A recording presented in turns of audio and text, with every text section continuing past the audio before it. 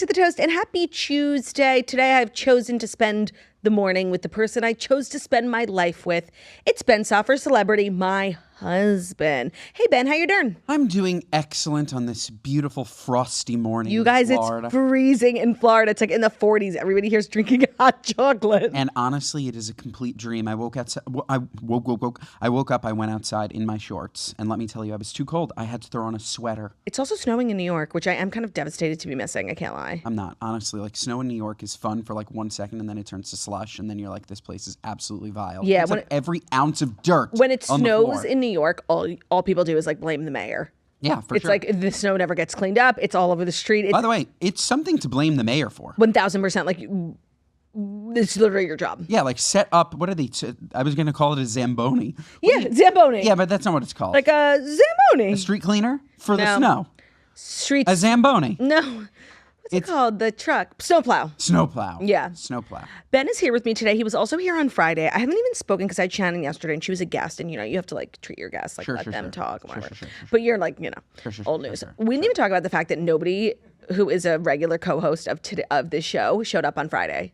It was an unprecedented event where nor Jackie nor I were on this show. You and Olivia hosted like two randos. Totally. And let me tell you, I try not to read the comments during maternity leave. Jackie was telling me, because like, you know, everybody's used to just me and Jackie. Yep. And even when if it's a great episode, people are always just like complaining. And it's like, you work so hard on a maternity leave episode, you're doing it all by yourself. Just for people to be like, well, I liked it better when this person, and it's like, okay, great.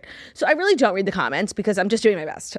And I was very curious to see what people were saying when, you know, Jackie and I both didn't show up on Friday. And I just wanted to say I was sick. I know everyone's saying, like, you were faking. Ben thought I was faking, too. You're having a tough week. We're going to talk about that in a second, too. You are. Yeah, you are. So I went to the comments to see what people were saying about you and Olivia. Have you read the comments? Of course. Glowing reviews. I never got comments so nice about my own show in my whole fucking life. No, let me tell you, me and Olivia, did you listen to the episode? Of course not. We were firing. Really? No. It was, you can ask Ben, our wonderful producer. It was like a ping pong match, back and forth. There was never a single second of silence. Wow. And I'm not going to lie, I was incredibly funny. Well, you know, you did have to like represent our family, and we crushed. That said, we had one boring conversation about food, and a lot of the comments were like, "You and Olivia should start a cooking podcast." You know how boring a cooking podcast don't would be? don't mock my commenters. Only I'm not allowed to do that. It was only like 6 of them, and they were like, "You and Olivia should start a cooking podcast." You actually a cooking podcast. What do you do with what's a cooking podcast? Talk about cooking. Yeah, no, talk about cooking. Yeah, unless we did like a Burt Kreischer Something's Burning, where like oh my god, Ben went on this show once. How many times are you going to talk about Burt Kreischer? By the way, you're obsessed with him. He's so funny. When we were in LA, Ben went on Burt Kreischer. Has like a YouTube series where he interviews people, but he cooks for them. So it's like in this big kitchen. They sit at his bar stool. He's cooking up. He's like a big fancy cook, and he's also telling crazy stories. And they're telling. It's a really great concept. So Ben and Josh went on it. When I tell you, Ben has brought it up 1,000 times. We went to Burt Kreischer's house, and let me tell you about his mansion. He has a mansion next to a mansion. He has a content mansion where he lives, and then a content mansion where he makes content, and then a mansion where he lives. And you just walk in, and it's the most gorgeous kitchen you've ever seen. I'm not going to lie. I was a little jealous is the wrong word. It was aspirational. Inspired. It was inspiring. And you give credit to Burt Kreischer, but I give credit to Burt Kreischer's wife because you know she was like, well, you're not cooking in my house with all these people. Totally. Buy the house next door, Burt. Totally. And classic Leanne. And he has his like 250-person tour bus just parked outside. Is that your, like, I know Stanley Tucci is one of your heroes? Sure. Like someone you look up to whose career you would like to emulate. Absolutely. Do I want to emulate Burt's? No. Would you throw Burt in that category of people who inspire you? I would definitely say that it's inspirational, but no, I don't want like apples to apples. That's not what I was saying, that you want apples to apples. It's called inspiration, sure, a mood board. He's inspiration. Who else would be inspiration for you? Stanley Tucci, Burt Kreischer, the duality of man. Ina. Sweet Ina. Yeah. She's fantastic. Maybe, no, I was going to say Emeril Lasagna, Mr. Lagasse. Emeril Lagasse. Maybe like a Bobby Flay. No, but it's really Stanley. Stanley's the gold star. Stanley's the gold standard. He crushes. I just watched him on Ina. Fantastic. You just watched him on Ina? I did. We did. You weren't really paying attention. How did he meet his wife? Were you? How did he meet his wife? I'm not sure. You know? Yeah, on the set of Devil Wears Prada. It's Emily Blunt's sister. I watched it. I knew that. And how many times has he been married? 3. Twice. I do want to just quickly, I feel like we're talking about you like a little too much. Let's circle back to what happened to me yesterday. Yeah, you got a root canal. my God, way to just like. You said, what happened to me? You got a root canal. I said, let's talk about what happened to me. What happened to you? I didn't just get a root canal. Like, that just makes it seem so routine. You know, I've had this little pain in my tooth a couple of days. I say, a couple of days? You've had this pain in your tooth for 18 months. Okay, so when I was pregnant, a part of my tooth did fall out. At Bloomingdale's. I was actually the gift wrapping. I was buying a gift. I wonder who for. Oh, for you. Really? Ungrateful. Le Creuset set for your birthday. What'd you buy me? Size medium Gucci Technicolor t-shirt. Thank you so much. Okay, you guys. Ben, okay, just remind me to come back to the root canal because I have to tell everyone that story. Like 10 years ago, it was Ben's birthday, and like I didn't know what to get him, and so I went to. Everyone was talking about Dover Street Market. Do you remember that? It wasn't 10 years. It was probably like 8. Why is that a big distinction? Because it wasn't that long ago, 7 years ago. I was 260 pounds. He was big. Okay. Yeah, it was Ben's big era. She went to Dover Street Market. Let me tell the story. Okay. I went to Dover Street Market because like that's where like cool kids were going. Really, just Kanye West. That was the first and last time I had ever been there. Yeah. They had like a little Gucci thing, and they had like limited edition stuff. So this black Gucci T-shirt that had like the classic Gucci logo, you know, red and green, but instead of red and green, it was like shiny rainbow. Full-blown pride. Yeah. Yeah. And they only had it in a size medium, and I was like, perfect. So I gave it to Ben, and I will say to your credit, at the time you were like, oh, it's so cool. Like, I don't know if it'll fit, but like, whatever. We can return it and exchange it. Of course, we never did. And the way, you guys know I'm the sweeper. I get rid of everything. I sell, I donate, I throw out. Like, I'm always getting rid of this t-shirt. We cannot get rid of this t-shirt. And actually, so much so that in our recent move, I said, you know what? It's time to part with the t-shirt. We sent it to the Real. Did I ever tell you what happened? Yeah, they won't accept it. They won't accept it. Who is a lovely gay gentleman in our life? Who's like a little porky. Medium. No, it's really not. It's not porky. You actually need to be quite slim. Who's a slim individual that would like that shirt? Joe. Joe? Joe G. Joe Grun. Perfect for him. Maybe. That's a good one. It would be, yeah, that would work. So did you ever wear it? No, it never fit. Right. Like it goes like up to my belly button. Okay, can we go back to the root canal story? Oh yeah, you got a root canal. So, okay, wait, I like buried the lead. I was in the Bloomingdale's dressing room. I must have been like 5 or 6 months pregnant. No, I was in the Bloomingdale's gift wrapping center. And I'm like, all of a sudden, a big piece of tooth comes out. I'm like, oh, that's good. My tooth is decaying to the point where pieces are falling off. We love that. Now, everyone knows pregnancy is like notorious for dental issues. The babies literally suck all the nutrients out of your body, no calcium to fight cavities.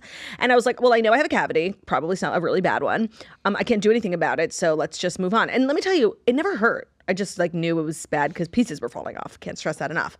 Then I gave birth and I was like, you know, I got to take care of this tooth at some point, but it never hurt me.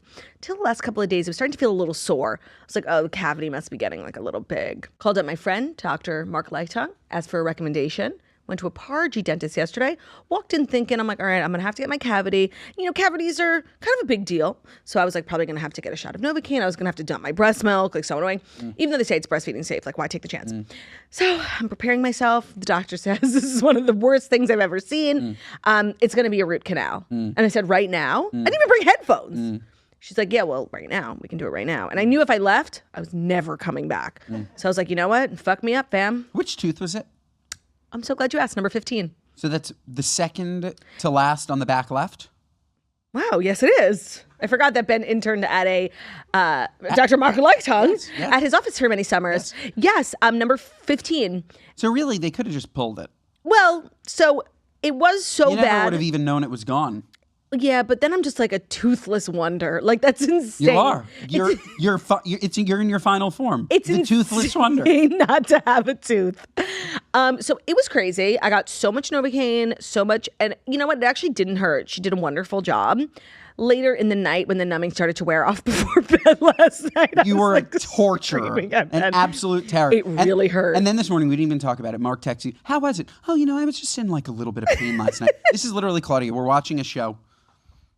Fuck! Because you know, like tooth pain just hits you out of nowhere. And also, let me say something before you continue your story. Are you okay? I'm not okay. If I could just say one thing, I know you're like new to like the space of being a public figure. Like sometimes things happen like in our private lives. Like you don't have to tell everyone that like I was screaming. Like you could just say I was in pain. No, you were screaming in pain. Because you know what, tooth pain, it just comes out of nowhere. It's hard. Boom, up to your brain. Yeah, no, it's terrible. I remember literally saying to you, was it like a lightning bolt? Yeah, and then you're like asking. You're like, no, it's not. Then you're like asking a lot of annoying fucking questions about the pain. Can I help you? You can't. You literally can't. I could actually, because I went and I got you a nice ice pack, and you're like, no, I'm not using this. And then I looked to the right and you used it. And you're like, I'm like, did it make you feel better? You're like, yeah, actually, like it like kind of made it numb. I'm like, yeah, that's what it does. Yeah. That's what it does. It numbs the pain cold. I just realized like I don't want you coming on the podcast anymore. Okay, like you're really annoying. I had to, and I just feel like I'm not getting enough credit for raw dogging a root canal. Not only did you raw dog, no headphones, yes, no TV, and there was a TV on. I was like, are they going to ask if I want to put on Netflix or anything? No, nothing, no stimulation. Just like listening to the sounds of a root canal. Yeah, you crushed. I have to go back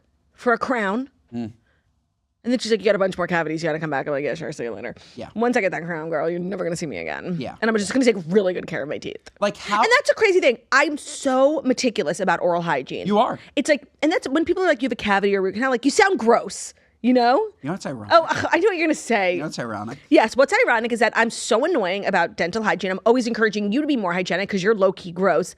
And Ben's favorite fact about himself is that he's never had a cavity. Never had a cavity. Well, you haven't been to the dentist, by the way. No, I have. I go once a year. That's the proper amount of time to go. Oh my God. Nobody's ever told a bigger lie than you saying that you go to the dentist. I go once a year. The last 2 years before that, it had been a big couple of years. Fucking liar. I literally get... Ben, you don't even have a dentist. Yes, I do. And don't you dare say gallery. Yes, I do. Gallery. No, you have not been to Gallery Dental. I have. You are such You want to bet? You are such a disgusting liar. Okay. I'll get them to call you. I'm just going to call them. My records. I'm going to call them as when was the husband. Request my records. We have to talk about the show we started last night. Of course, my records. Yeah. But wait, okay. I want to remind me on my oral health journey. Okay. Oh, Ben started tongue scraping 2 days ago. Now he thinks he's like the way to give it away. Yeah. Just like that. I bought us two. Just like that, you give it away. Lauren Bostic put me onto tongue. I could have told the whole story. Yeah, isn't it annoying? To my isn't it annoying? Isn't it annoying? Isn't it annoying? Okay, no. I started tongue scraping 2 days ago. And let me tell you, my breath, whew, I'm scraping my tongue, and then I'm using my new favorite mouthwash, Swishables. Unbelievable. I really am getting annoyed. Swishables. Tongue scrape, Swishables. I'm actually getting annoyed at this conversation, okay? Why? Because you told me to do it and I didn't listen to you? So, like, a couple of years ago, I actually talked about it on the podcast, how I was looking for low-lift wellness things. Like, I wanted to get into wellness, but I was too fat and lazy to, like, do anything real. And Lauren Bostic had, I think, done, like, an episode or something about low-lift wellness and tongue scraping. I was like, oh, I can do that. And I bought a pack of 2 on Amazon that came in these little orange boxes. And I literally left it on your side of your sink for years. I think I just threw it out because you never used it. Yeah. So to hear you waxing on like you invented tongue scraping is so fucking annoying. Yeah, I'm actually really thankful to Jackie for turning me onto it. That was really... And she gave me one. For you to sit here and be like, my breath. Fantastic. Ben's breath for years. I have talked about it on the toast. Just absolutely, for context, Claudia in another life was a police dog. Let me tell you, like, she can smell. Yes. She can smell what the neighbor 4 floors up is cooking for dinner. Yes, okay? I have low tolerance for bad breath. Having said that, for you to just like brush past being like, oh, my breath is so much better. Like, you were making me sound so annoying for how much I commented on your breath. Now we can all agree your breath was not normal. I think it was slightly below average, and now it is way above average. Let me tell you. I love this journey for you. Like, I love your oral hygiene journey. Me too. So it's like the fact that you're the one who's never had any cavities when I'm over here begging you to scrape your tongue. Sorry, genetics. It's genetics. So I just hate like telling the story when people are like literally talking about it. It's like making my tooth hurt. But it's like the connotation. It's like kind of like when you have lice. People are like, oh, you're gross. Your house is dirty. Meanwhile, lice love clean hair. It's just like I have to caveat by saying like I take amazing care of my teeth. You absolutely do. It's a byproduct of being pregnant. You do. All the nutrients in your body. Like your body has no ability to fight bacteria. So I just want to say like it's not my fault. You know what's a sham? The toothbrush. Okay. So now Fun fact. Oh god. The tongue scraper was invented over 3,000 years ago. True. The first toothbrush popped up in the 1700s. The modern toothbrush was invented 80 years ago. And let me tell you, this is not what's most important for dental hygiene. It is really the tongue scraper. Okay, so you're making a root canal about my root canal about yourself. No, I'm just sharing fun facts. You have any fun facts to share? Yeah, my tooth hurts. That's not a fun fact. And the hardest thing is like when I'm in pain or I'm just like experiencing distress, which I am right now, the only real way to comfort myself is to eat. Oh my God, having dinner last night, I was in hell. I did end up having a milkshake, so I was fine. But like being so hungry and unable to eat is a feeling I would not even foist upon my worst enemy. Yeah. Who's your worst enemy? Who's my worst? I actually feel like I've asked you this question, and you said my worst enemy. I don't think that even if I knew who it was, I couldn't say it here. No, of course, you could just like mouth it to me. Do you have a worst enemy? I don't think so. Good for you. Somebody that oh, actually, yeah, I do. Whisper to me here. I do. Wait. I do.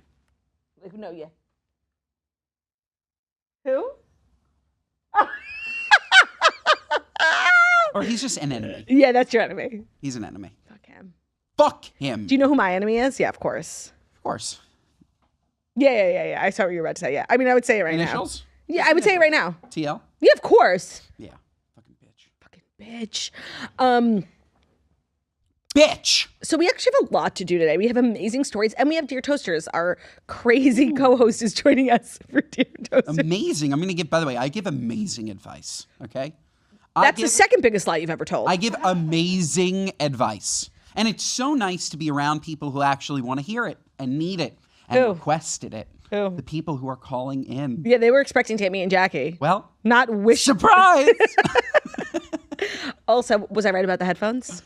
No, like it's the same thing. It's just like, why are we wearing headphones in person? I like wearing the headphones when we're in the studio because, first of all, I sound much louder than you because I'm actually talking into the microphone, but we don't. So am I. No, you're not. Now you are. Why don't you fucking move your chair in? Because I'm good. Please. Look how much closer I am. Okay, perfect.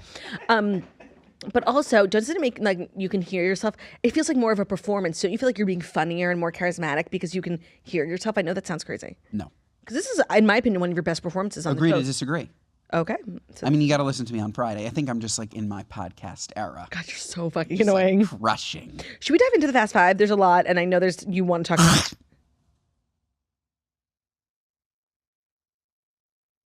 Okay. That was so fucking crazy.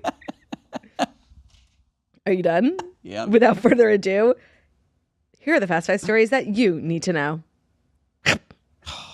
Today's episode is brought to you by Neiman Marcus. Thank you, Neiman Marcus, for sponsoring today's episode. At Neiman Marcus, there's truly something special for everyone. You can find some of your favorite brands, Bottega Veneta's new It Bag, things for the home, things for the kids. Also, Neiman Marcus is one of my favorite places to send baby gifts from. It's just like, it's so elegant and it arrives really parchy, and they have great options for kids. Mm-hmm.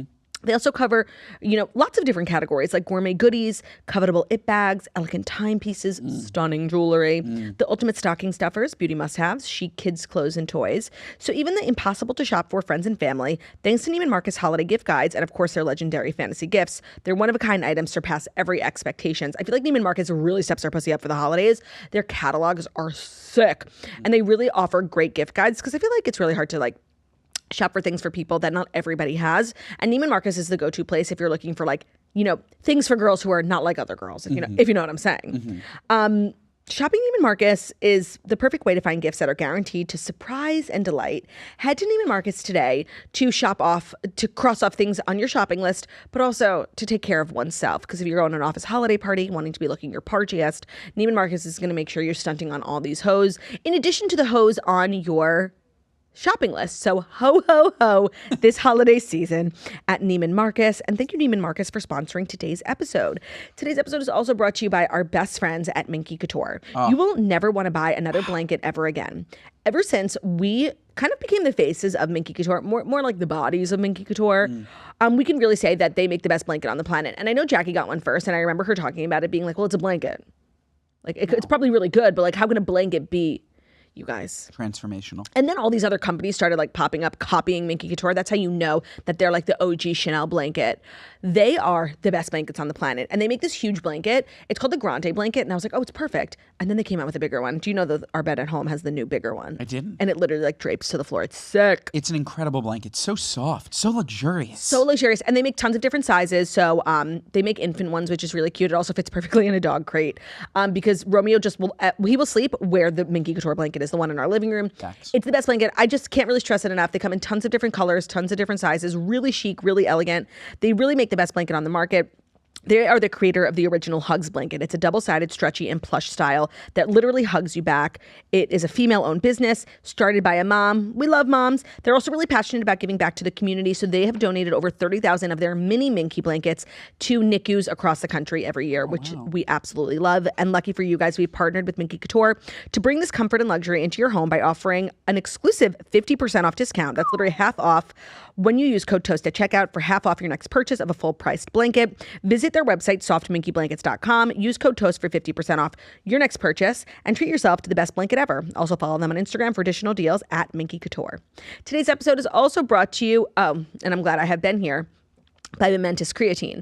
Not only are you the biggest user of their product, but you also are a brand endorser as well. I absolutely love Momentous Creatine. Let me tell you. And Please. It came out, I don't even need to read it. They came out with their 1 milligram chews. Okay, you can take them. You can chew in the morning, chew in the evening, chew when you're on the can, whenever you want to chew. So creatine, I know you're a man, but it's also really essential for women who naturally store about 70 to 80% less creatine than men, which means consistent supplementation can have a greater impact on energy, on recovery, and focus. Because creatine is not just for building muscle, it has become a daily essential for strength, focus, recovery, aging, and cognitive performance. Yes. Ben loves to say that as somebody who takes the creatine every day, but doesn't always go to the gym. I never go to the gym. I strictly take it for my brain. It is the gym for my brain. So their chews deliver 1 gram of Pure Creatine Monohydrate, which is the gold standard, single source from Germany and NSF certified for sport, trusted by Olympic athletes, pro sports teams, and elite military operators. They have spent years testing until they created the first chewable that actually meets the standard, the Momentous standard, which is uncompromising science, meticulous sourcing, and real transparency. Right now, Momentous is offering toasters 35% off your first order with promo code TOAST only when you go to livemomentous.com and use promo code TOAST for up to 35% off. That's livemomentous.com. Our promo code is TOAST, TOAST. Today's episode is also brought to you by Everyday Dose. So, we all live extremely busy, chaotic lifestyles. If you're constantly on the go and you love your coffee, but you're looking for something a little bit better, a simple but effective alternative that doesn't take even more time out of your day is Everyday Dose. So Everyday Dose is coffee plus benefits. They combine high-quality coffee with powerful ingredients like lion's mane and chaga, collagen, protein, and nootropics to fuel your brain, boost focus, give you clean, sustained energy all day long. It tastes just like coffee without the downside. No crash, no jitters, just clean, sustained energy. I think a lot of us can relate to the sort of toxic relationship we have with coffee. We feel like we need it. We feel like we love the taste. We can't live without it. But there aren't, amazing things about coffee the way they make you feel. It comes with a crash, it comes with jitters, comes with anxiety, it comes with a lot of poop. Totally. And so Everyday Dose is just a company committed to understanding the coffee habit, trying to make it better, trying to make you feel better. It's also just better energy. It's more sustainable. It's more, fueled throughout the day. And they're offering 61% off your first Coffee Plus starter kit, plus a free A2 probiotic creamer with over $100 in free gifts by going to everydaydose.com/toast. Or you can just go to their website and enter code TOAST, TOAST. That's everydaydose.com/toast for 61% off your first order. Everyday Dose is also available at your local Targets while you're perusing the aisles, perhaps picking up a Spritz Society at Target. You can also get Everyday Dose or just head over to their website to get that 61% off your first Coffee Plus starter kit with the free A2 probiotic creamer. Everydaydose.com/toast. All right, Ben, are you ready for the Fast 5 stories? I absolutely am. What's our first story? So I chose it for you because normally I wouldn't care because I feel like when it comes to Hilary Duff's music renaissance, I've seen what I've needed to see, but I know you're a really big fan of her. So she is playing her first live show in over a decade. She has announced a mini tour. She says, so it's starting in London, but for the first time in over why? I know. Why can't you start in America? Because you want to know why? She's probably really nervous. And as somebody who has toured before, not musically, comedy, you do smaller. You do? Yeah, you do. Not less important, but less high stakes venues before because you're nervous. She's probably working through the songs, the vocals, the in-ears. Sure. So by the time she gets to New York, she'll probably feel like the show is ready. That's what I would assume. So for the first time in over a decade, the 38-year-old singer and actress announced that she will be returning to the stage for a series of intimate live shows. The tour is called Small Rooms, Big Nerves. It's a mini tour starting in January 2026. She also released her song Mature. So there are 4 shows. The first is London. Second is Toronto. Third is Brooklyn. And then 4 is LA. When is the Brooklyn show? January 27th. Are you going to go? Here's the thing. You're kind of our Hilary Duff correspondent. I was ready to go until I heard intimate. Yeah. Intimate to me means probably acoustic. I'm not into that. I saw Third on Eye the Blind singer. acoustic. I didn't need it. I needed them full blast. I actually saw them, I think, like in like a Brooklyn bar. And it sounds really cool, like 100 people, Third Eye Blind, guitars. No, like the song is meant to be sung the way that it was produced. It depends on the person and like their discography. There are certain people I would let, like Taylor Swift's songs are all written on guitar, Totally. like perfect acoustic queen. Some music lends itself to the acoustic, the drama of the acoustics of the theater, and some don't. And I would not disagree with you that Hilary Duff's music doesn't really lend itself to the acoustic. I don't think Coming Clean is gonna like. Is that a great acoustic song? Probably sounds parchy. Some songs are just so good. They Can sound. you sing it? What is it? I'm coming clean. No, I didn't get any of the song. Like, Let what is it? rain Let fall the rain fall down. Keep hitting and the break table. my dreams. Let it wash away my sanity. 'Cause I wanna feel the thunder. I wanna scream. Let the rain fall down. I'm coming clean. Okay, Harmony. This is what Jackie feels like. This is fucking annoying. Like, By the way, that was really good. it was, but like, please don't do it again. That was so good. We also did listen to Hilary Duff's single, remember? Yeah, I kind of thought it was shite. Yeah, it was like shockingly not good given the fact that she's married to like a pretty critically You're like that newscaster. a pretty The tits. critically acclaimed music producer. It low-key stunk. Yeah, I wasn't a fan. It's just like, make a song that sounds exactly like the songs that we really like. Right. That's like so rude to her. Like, don't evolve. Like, don't evolve. Right. Like, she should be able to. But It's really, don't. it's sad. Like, don't. No, really don't. Like, just like do what you've done and do it again. You know? Yeah. It's not my favorite. No, it's not my favorite, but I would love to see her. If the timing works out, I would love to see her. Maybe we can do a little meet and greet. Well, why don't you go? Me and Hillary? And I'll stay home. No, you're coming. No, I don't leave the house much these days. So if I do, it's got to be something I really want to do. Sure, like the Jonas Brothers. I would go to the Jonas Brothers. Are we going to the Jonas When is Brothers? it? Sunday night. No. We'll be back. Why? Why? Why? No. I'm going. Okay. Who am I going with? Am I really going alone with Mark? Maybe your girlfriend. Am I going alone with Mark? Why don't you take your girlfriend? You don't want to go? No. You want to go? No, Okay. by the way, I do want to go, but like, you don't know what it's like. Like, I really need to prepare. Okay, so let's just think. Who could they possibly bring out, and how pissed will you be? Taylor Swift or Luke Combs. If they brought it, They'll bring out neither of those people. so I'm good. I'll I'm sleep not. well. I want like Natalie way. Ambrosio. Was that her last Go. Imbruglia. name? Imbruglia. Have they had Natalie Imbruglia? Definitely. I don't think they have yet. Ben, I'm telling you. Go. Who else? They had Click 5 already, right? Yeah, I would have been Tor is killing it. I want to do two stories next about Kris Jenner's birthday party, which we spoke about yesterday, but it looked so sick. And more stuff is coming out about the party that's making me chuckle, but also making me curious. The first is that Meghan Markle was there, which is just crazy and fun. Harry was there too. And Kim posted a picture with her. Kris posted a picture with her. And they both deleted the pictures. What? Yeah. So Kim Kardashian has seemingly removed a photo of Meghan Markle from her Instagram photo dump celebrating Kris Jenner's birthday party. Initially, Kim had included a picture of Meghan in a carousel of pictures. The image showed Kim and Meghan posing together, smiling for the camera. Kim was wearing a slinky purple gown, and then Meghan was wearing her black ensemble. And then Harry was spotted in the background, sporting a tuxedo, having a conversation. He was kind of like ruining the photo. And it's gone. That's weird. They were there, and then they weren't. Everybody else in the carousel seems totally untouched. So strange. Yeah, and then Kris had deleted a picture of Harry and Meghan too. Now, it's no secret that they were there, so why the photos would be removed. It does seem like Meghan or Meghan's team just reached out and asked for the photos to be removed. It's so lame. It's just like the opposite of what she's trying to do. Like, Right, and this is the type of event, like, I feel like that really endears her to people. Everyone's talking about this party. It looks Seen or like be so much seen. fun. And it's all positive, right? Everybody loved the theme. Everybody's like, the Kardashians do stuff. Sometimes they hate people hate it. Sometimes people love it. People are like, oh, you're responsible for climate change. Like, but this was just like good old-fashioned fun. It seemed like everybody's loving it. I think it was a really good place for Meghan and Harry to be. You know, Beyonce was there. Like, everybody high A-list. So, like, why you would want that removed. And now we're all talking about the removal. I'm sure she thought like nobody would notice. Meghan does not understand how the internet works for sure. And so she thought like it would just get removed and nobody would think anything of it. But of course now why want it removed? maybe she liked the way she looked. I don't know. Who cares? No, literally, who gives The a fuck? Kardashians are posting you. Right. And the Kardashians like edit all their photos and they edit everyone to She looked great. Do you have a picture of her? She looked great. Oh, I feel like it had more to do with Harry in the background. He was tilting his head down. You could like kind of see like his bald spots. Ah. And there's a lot of talk about whether there was like an era last year where he wore hats a lot. So people thought he flew to Turkey to get, not flew to Turkey, but you know what I mean, to get his hair transplants. Then he resurfaced still balding. So we were like, oh, never mind. Maybe he was just really into hats. It was not a great photo of his scalp, but like we know he's the most famous guy in the world. Like we know you're balding. It's By not the way, a secret. that's exactly what it is then.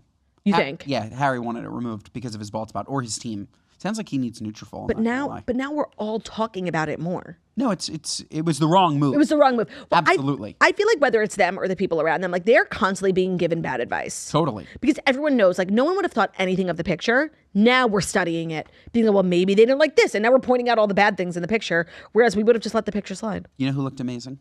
At the party? Mm-hmm. Let me think who you're gonna say. Mm-hmm. Oprah? Chris. Oh, agreed. Well, that actually is a great segue into this next story about Kris Jenner looked amazing. She looked like not even 50. 40. She looked really, really young. And I did see that picture of Oprah. Oprah doesn't look like that.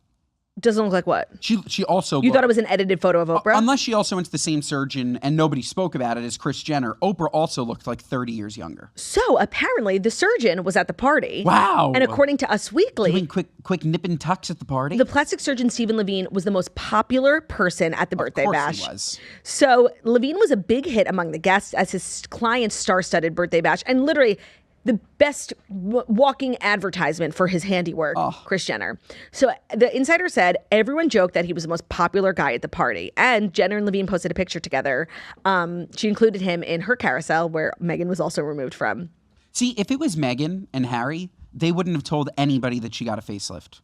Well, the Kardashians are so transparent, whether you like them or not. They're not actually. Kris is. Recently. Kris is. For years, people have been begging the girls to talk about what they do. And anytime they've spoken about it, it's been like through a veil of truth. It really, being like, You think so? I got a little, yeah. I mean, think about Kim's ass. She got it x-rayed on the old show, Keeping Up with the Kardashians, being like, there's nothing there. That is not a natural ass. And she still never to this day admitted like what it was. And then a couple of months ago, somebody made a TikTok being like, Kylie, please tell me what you asked for when you got your tits done. And then she did, right? Because these tits are like the best tits ever and I want these tits. And Kylie commented like, here's what I asked for and here's the doctor that I went to. And there was so much positive feedback to that being like, yes, Kylie, that now, and you can't ignore how different Kris looks. Like it's so obvious. Now they're leaning into it 100%. They talked about the facelift on the new season of Kardashians. This is a type of transparency people have been begging them for, and they came to it in their own time, and I do respect that. But oh my God, we've been pleading with them for years to be honest with us. They look amazing. We just want to know. We're not asking to judge. We're asking because we want to copy it. Got it. So yes, you are applauding their transparency. It's a new thing, and I love it. Yeah. And I want more of it. And Kris looks amazing. Kris looks insane, and it's so nice that they invited the doctor. I mean, I heard that a facelift from this guy costs $250,000. He has like a 4-year wait list. Did he do Bezos? Bezos' face? His face is different. So is Bradley Cooper's. Oh, we talked about this already. We spoke about this. You think Bezos has a different face? I do. I don't look at his face. I do think that Bezos has a different face. Was Caitlyn there? That's a great question because on the new season, it seems like... Seems like they're buds. I didn't see Caitlyn in any pictures. You're right. Caitlyn Jenner birthday bash. I don't think so. Was Caitlyn there? You're kidding. I don't see anything about it. I hate when she's snubbed. Me too, because I'm a Caitlyn apologist. She's an OG. She's fucking hilarious. Hilarious. First of all, this is an interesting article. Guess how much the party costs? Okay. Are they including, like, obviously Bezos didn't charge her for the mansion. Right, no, venue is not. Venue's not included. So it was just like a black tie. It was basically like the nicest wedding you've ever been to where they didn't have to pay for the venue. I'm shocked by this figure. Probably like $1 million. They had Bruno Mars perform. He probably charges. Okay. But is it what she paid or what somebody would pay? What she paid? I think she paid, now that I know that Bruno Mars performed, I still think $1 million flat. Okay, Am I right? I think it's lower. You're so wrong. Oh, yeah. You're so off. Oh. Luxury party planner. So this is an estimate by somebody who plans these types of events according to the Daily Mail. But that's different. I know. That's different. Well, talk about what do you think it cost? Not what you paid. What do you think it cost? I think that it costs between $3 and $4 million. This person's saying it likely costs between 4 and 6.5. Okay, so I was pretty close. I bet Bruno Mars did it for free. No. Bruno Mars, but he has crazy gambling debt. He doesn't get out of bed for free. Yeah. I think he charges at least $2 million. But I don't think that he charged Kris Jenner that. You do. Yeah. Really? What an amazing performer to have at a birthday. I don't think you could have chosen a better performer. That said, I told you what I want to do, right? By the way, the cost for a private Bruno Mars concert ranges from approximately $2.5 to $5 million. Wow. That's insane. But you know what? I don't think that he's probably on the same level as Beyonce. Yeah. Oh, true. In terms of what someone could charge. He's not as famous as Beyonce, but his music is universally beloved. So good. Perfect for old, young generations. He's Apata, but he's also, 24 karat magic. He's kind of, if I could have anyone perform an event of mine, it would be Bruno Mars. Who did we see? We saw his production partner, DJ. Anderson .Paak. And he was amazing. He's a DJ, yeah. They have a little band together called... But he played a lot of Bruno. That's why I was... Yeah, no, they work together a lot. So for my birthday this year, I know that you don't think that I'm going to make it happen. April 3rd is my birthday, okay? You know who's playing in New York on April 3rd at 6 p.m.? Boys Like Girls. Boys Like Girls. What are they doing after? Probably nothing. So I'm going to get them. Yeah, I was like, okay, we can go see Boys Like Girls for your birthday. He's like, no, I want them to perform for me privately. I want them to perform for me. What do you think they would charge me for a private concert, 100 people? Again, they're already there. Right. It's gravy. It's not, the thing is with these performances, it's more so about you have to pay for the sound system, the tech, that's what makes it. Is there any chance that they hear this and they just say, I want to do it for free? No. Boys Like Girls. By the way, I want this for my birthday. She fucking wants this. I am the biggest Boys Like Girls fan. The biggest. Yeah. You literally like songs that I had never even heard of. Yeah. I was like low-key emo. What's your favorite song? Turn it up. It's 5 minutes to midnight. You're coming home with me tonight. Yeah. That was a great harmony. Yeah, it was. That was sick. We should start an emo punk alt rock. Why do you have to take it too far? Because we should start. We should just have a nice moment. You want to start a band? No. Come on. This next story nobody cares about, but I do. Who is it? Sydney Sweeney. So she's been promoting this turnt movie, Christy. Do you know about it? Yeah. So it's a type of movie where she's taking herself so seriously. She has gained 30 pounds. She's became ugly. She did this whole body transformation. I believe she's a producer. She's a lot vested in this movie. And it's just she's doing so much for this movie and I don't understand why. And now the box office numbers have come out and they're truly abysmal. Sydney Sweeney's movie Christy has ranked among the worst wide box office openings with $1.3 million opening weekend, which is insanely low. Yeah. Now, people are saying it has a lot to do with Sydney Sweeney's American Eagles. Yeah, she's just... No, this movie just looks so stupid. Who said The Rap. Idiots. So...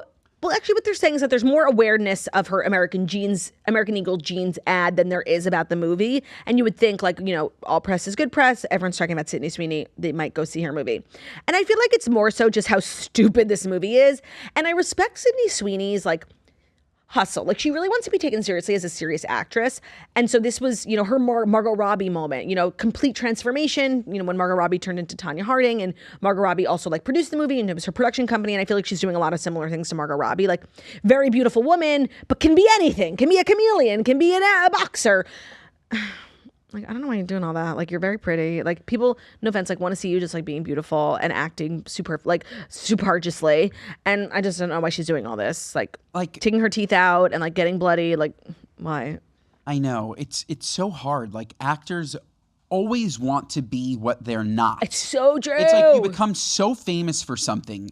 And all we want you to do, it's just like we spoke about with Hilary Duff. Mm-hmm. Just make more of the same music that was really awesome. I know. And it's that stifles their creative process. But we don't give a fuck. I know. It's really tough. It's do you want to feel fulfilled? Or do you want to make good stuff? So every now and then it pays off. I feel who recently, low-key, very quietly, for so long, Steve Carell was just comedy. Comedy. And he, very successfully you know why? Became a serious actor. Here's the difference. You know why? Why? Because Steve Carell is unbelievably talented. Yeah. He could do anything. Too often, these non-serious role players try and play serious roles. I haven't seen Sydney Sweeney's serious movie, and maybe I will. Maybe it's good. Harry, you said? Christy. Okay. Based on a real story. No, there are a couple of examples of people who have successfully like done different things. Like I'm trying to think. Yeah, I'm saying incredible talent. Robin Williams, incredible talent. Melissa McCarthy, like when she dips her toe into serious, she does great. Incredible. But she also like knows what she's good at, and I feel like she had like an era where she was trying to be taken seriously. And she did really good that movie with Bill. What's his name? De Blasio. No, what is that guy's name? Not Bill Maher. Bill, the old guy, the old comedian guy. Cosby? Murray, thank you. Murray. That was my next guess. That movie was great. St. Cloud or something. It was like a series. So she but like she eventually went back to what she does. Yeah. And it's like, it's okay to just like have a lane. Totally. You know? I totally agree. And I feel like Sydney Sweeney's really trying to do everything. She's the face of a million brands. She's doing rom-coms. She's doing scary movies. Now she's doing serious body transformations. And it's like, well, not everybody can be good at everything. I would love to say that she's killing it. Of course. Just putting that aside. Yeah. She's killing it. Separately, she absolutely needs to be in like a James Bond. Oh, totally. Like what? Like where is that part for her? Great call. Right? Yeah. Well, they did just name a new Bond. Yeah, she should be the Bond girl. It would crush. Yeah, I do feel like they're gonna give Bond girl to like a young ingenue who's gonna be like this is their first breakout role. Sure. Yeah, like, so that they can pay her nothing. Yeah, right. Like, but also that's like kind of the Bond thing. They like make people out of the Bond series. Or she needs a DiCaprio movie. Her and Leonardo. Something. She needs something like that. Because she's like the most famous woman in the world. Yeah. And a lot of her. No, her roles are not good. They're not good roles. Who's her agent? Yeah. Her agent's stinking it up. I think she's really involved in her own career. I think she wants to emulate that of Margot Robbie, whereas like Margot Robbie was just like a really famous actress, but she ended up becoming like, she's a movie maker. She makes all the movies that she's in. I, Tonya, Barbie. Like she's a director, she's a producer, and an actress. She was also though in, what was that movie with Brad Pitt and Leonardo DiCaprio where she had that Once role. Upon a Time in Hollywood. Once Upon a Time and also Wolf of Wall Street. Like yeah. She had those roles. She's on the Oscar level. Sydney's like trying to get there in a really weird way. Yeah, she doesn't have those roles yet, and she needs those roles. I have roles. I have roles too. The final story is like some of the best news I've ever heard. What? I have roles. Why are you laughing? I have roles too. So? Relatable. Our fifth and final story is like, and it's hard for me to talk about my boyfriend while my husband is here, but Robert Pattinson is talking about Twilight. He's doing a lot of press because he's in this new movie. I think it's called Die My Love with Jennifer Lawrence. And they're both talking, like I don't like think about it this way, but she's in like a Twilight. She's in Hunger Games.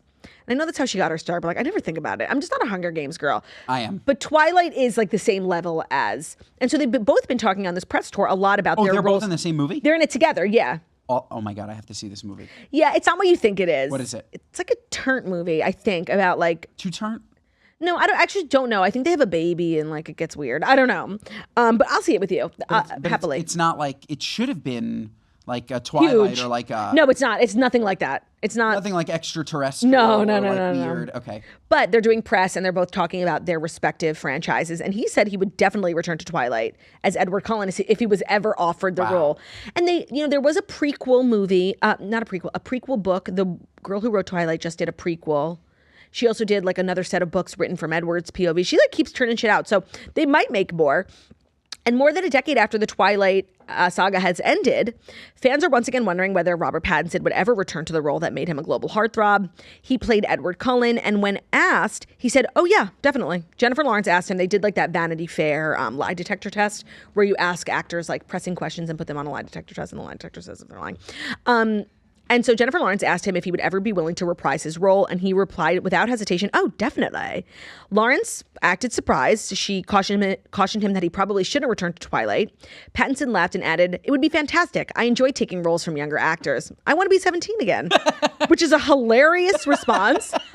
Who knew Robert Pattinson was funny? By the way, he could do funny. He is an amazing actor. Agreed. She is an amazing actress. And I know love everyone, to watch him go funny though. I know the Toasters are like sick of me. Like me and Jackie talk about this all the time because Twilight is like considered like a lowbrow teen. It's an incredible franchise. Not only is it incredible, it is the best acting, writing, cinematic. I know it. No, but like. It's not. That's like when people say people say like One Direction is like shitty pop music. It's some of the best music ever made. No, some of. Sure. And Twilight is like an exercise in excellent acting, excellent producing, excellent directing, excellent location scouting, excellent. It is an excellent franchise. Yeah, but you're saying it like no, it deserves an Oscar. I can think of one better right now. What? That you Harry refuse Potter. to fucking see. No. Oh. Harry Potter is by the way, and I love Harry Potter. Harry Potter's no. No, it's just as good as Twilight. It's just as good as Twilight. Yeah. Okay. What's better? That you refuse to see. Batman. The trilogy of Batman is by far the greatest trilogy ever made. Christian Bale, unbelievable. It's okay to be wrong. Unbelievable. No. And by the way, sorry, Pattinson. That was not a good Batman. Actually, that's not your fault. You didn't even see it. I saw it. I saw it on a plane. Well, it was going to be bad if you saw it on a plane. No, but Pattinson was good in it. It's not his fault. It's like, I don't know why they like to make these like weird superhero movies that are like a little bit mental healthy and dark. Right. And it's just like, well, I don't give a shit. Right. Like, I want to see you fly through the air and beat up bad guys. You're wrong I don't about want to see you Twilight. at the therapist office. Twilight is some of the best No, I agreed with shit you. ever made. But the Batman trilogy is better. Is Twilight a trilogy? It's a 5-part. And you've seen them all. Yeah, they went on a little too long. No, there's just one weird one, New Moon, when like there's like this army of like zombies coming. Yeah, that one wasn't great. But the exception, Twilight 1 and Twilight 4 and 5 are the best shit ever. So Twilight 1 is the best movie because it's the original. And then Twilight 2 is like a good one, but Edward's barely in it because like they break up and it's really fucking annoying. And no offense, like we need Edward. Twilight 3 is where they totally lose the plot. Like it's this really nuts thing. 4 and 5... some of the best shit ever made. Dark Knight Rises. No. Heath Ledger. No. Heath Ledger. No. Was unbelievable. I believe it. It's just not as good as Twilight. It's like not even close. Yeah, you're wrong. It's not even close. The remainder of today's show is going to be Dear Toasters, and it is brought to you by Baked by Melissa, a new sponsor, but not a new friend of ours. No. We've been eating Baked by Melissa. And we love Melissa. And we know Melissa personally. Dear friend. So finding the perfect gift can feel impossible. You want something that's thoughtful, fun, and guaranteed to make people smile. And that's why Baked by Melissa is truly our go-to. Ordering online, they have the easiest shipping. It comes in a pargy box. It's so thoughtful, and everybody loves it because the bite-sized cupcakes, like she really ate with that. You know, nobody wants to like sit down and eat a whole cupcake because you're like, well, what if I? Then you just have one little bite size. Oh, I'll have a little peanut butter. And then you have all of them. So good. The cupcakes are made by hand. They turn any moment into a celebration. They have beautiful gift boxes for birthdays, thank yous, congrats, sending love. Sometimes you don't know what the right thing to send is. Sometimes someone's going through something tough. Baked by Melissa slays always. This is it. They arrive in just 1 to 2 days nationwide, guaranteeing that your treats arrive perfectly fresh. And there's something for everyone. They have gluten-free, vegan, no nut options. I have sent for, congratulations, for birthdays, for babies, for, when someone was dealing with something tough. It has always surprised and delighted.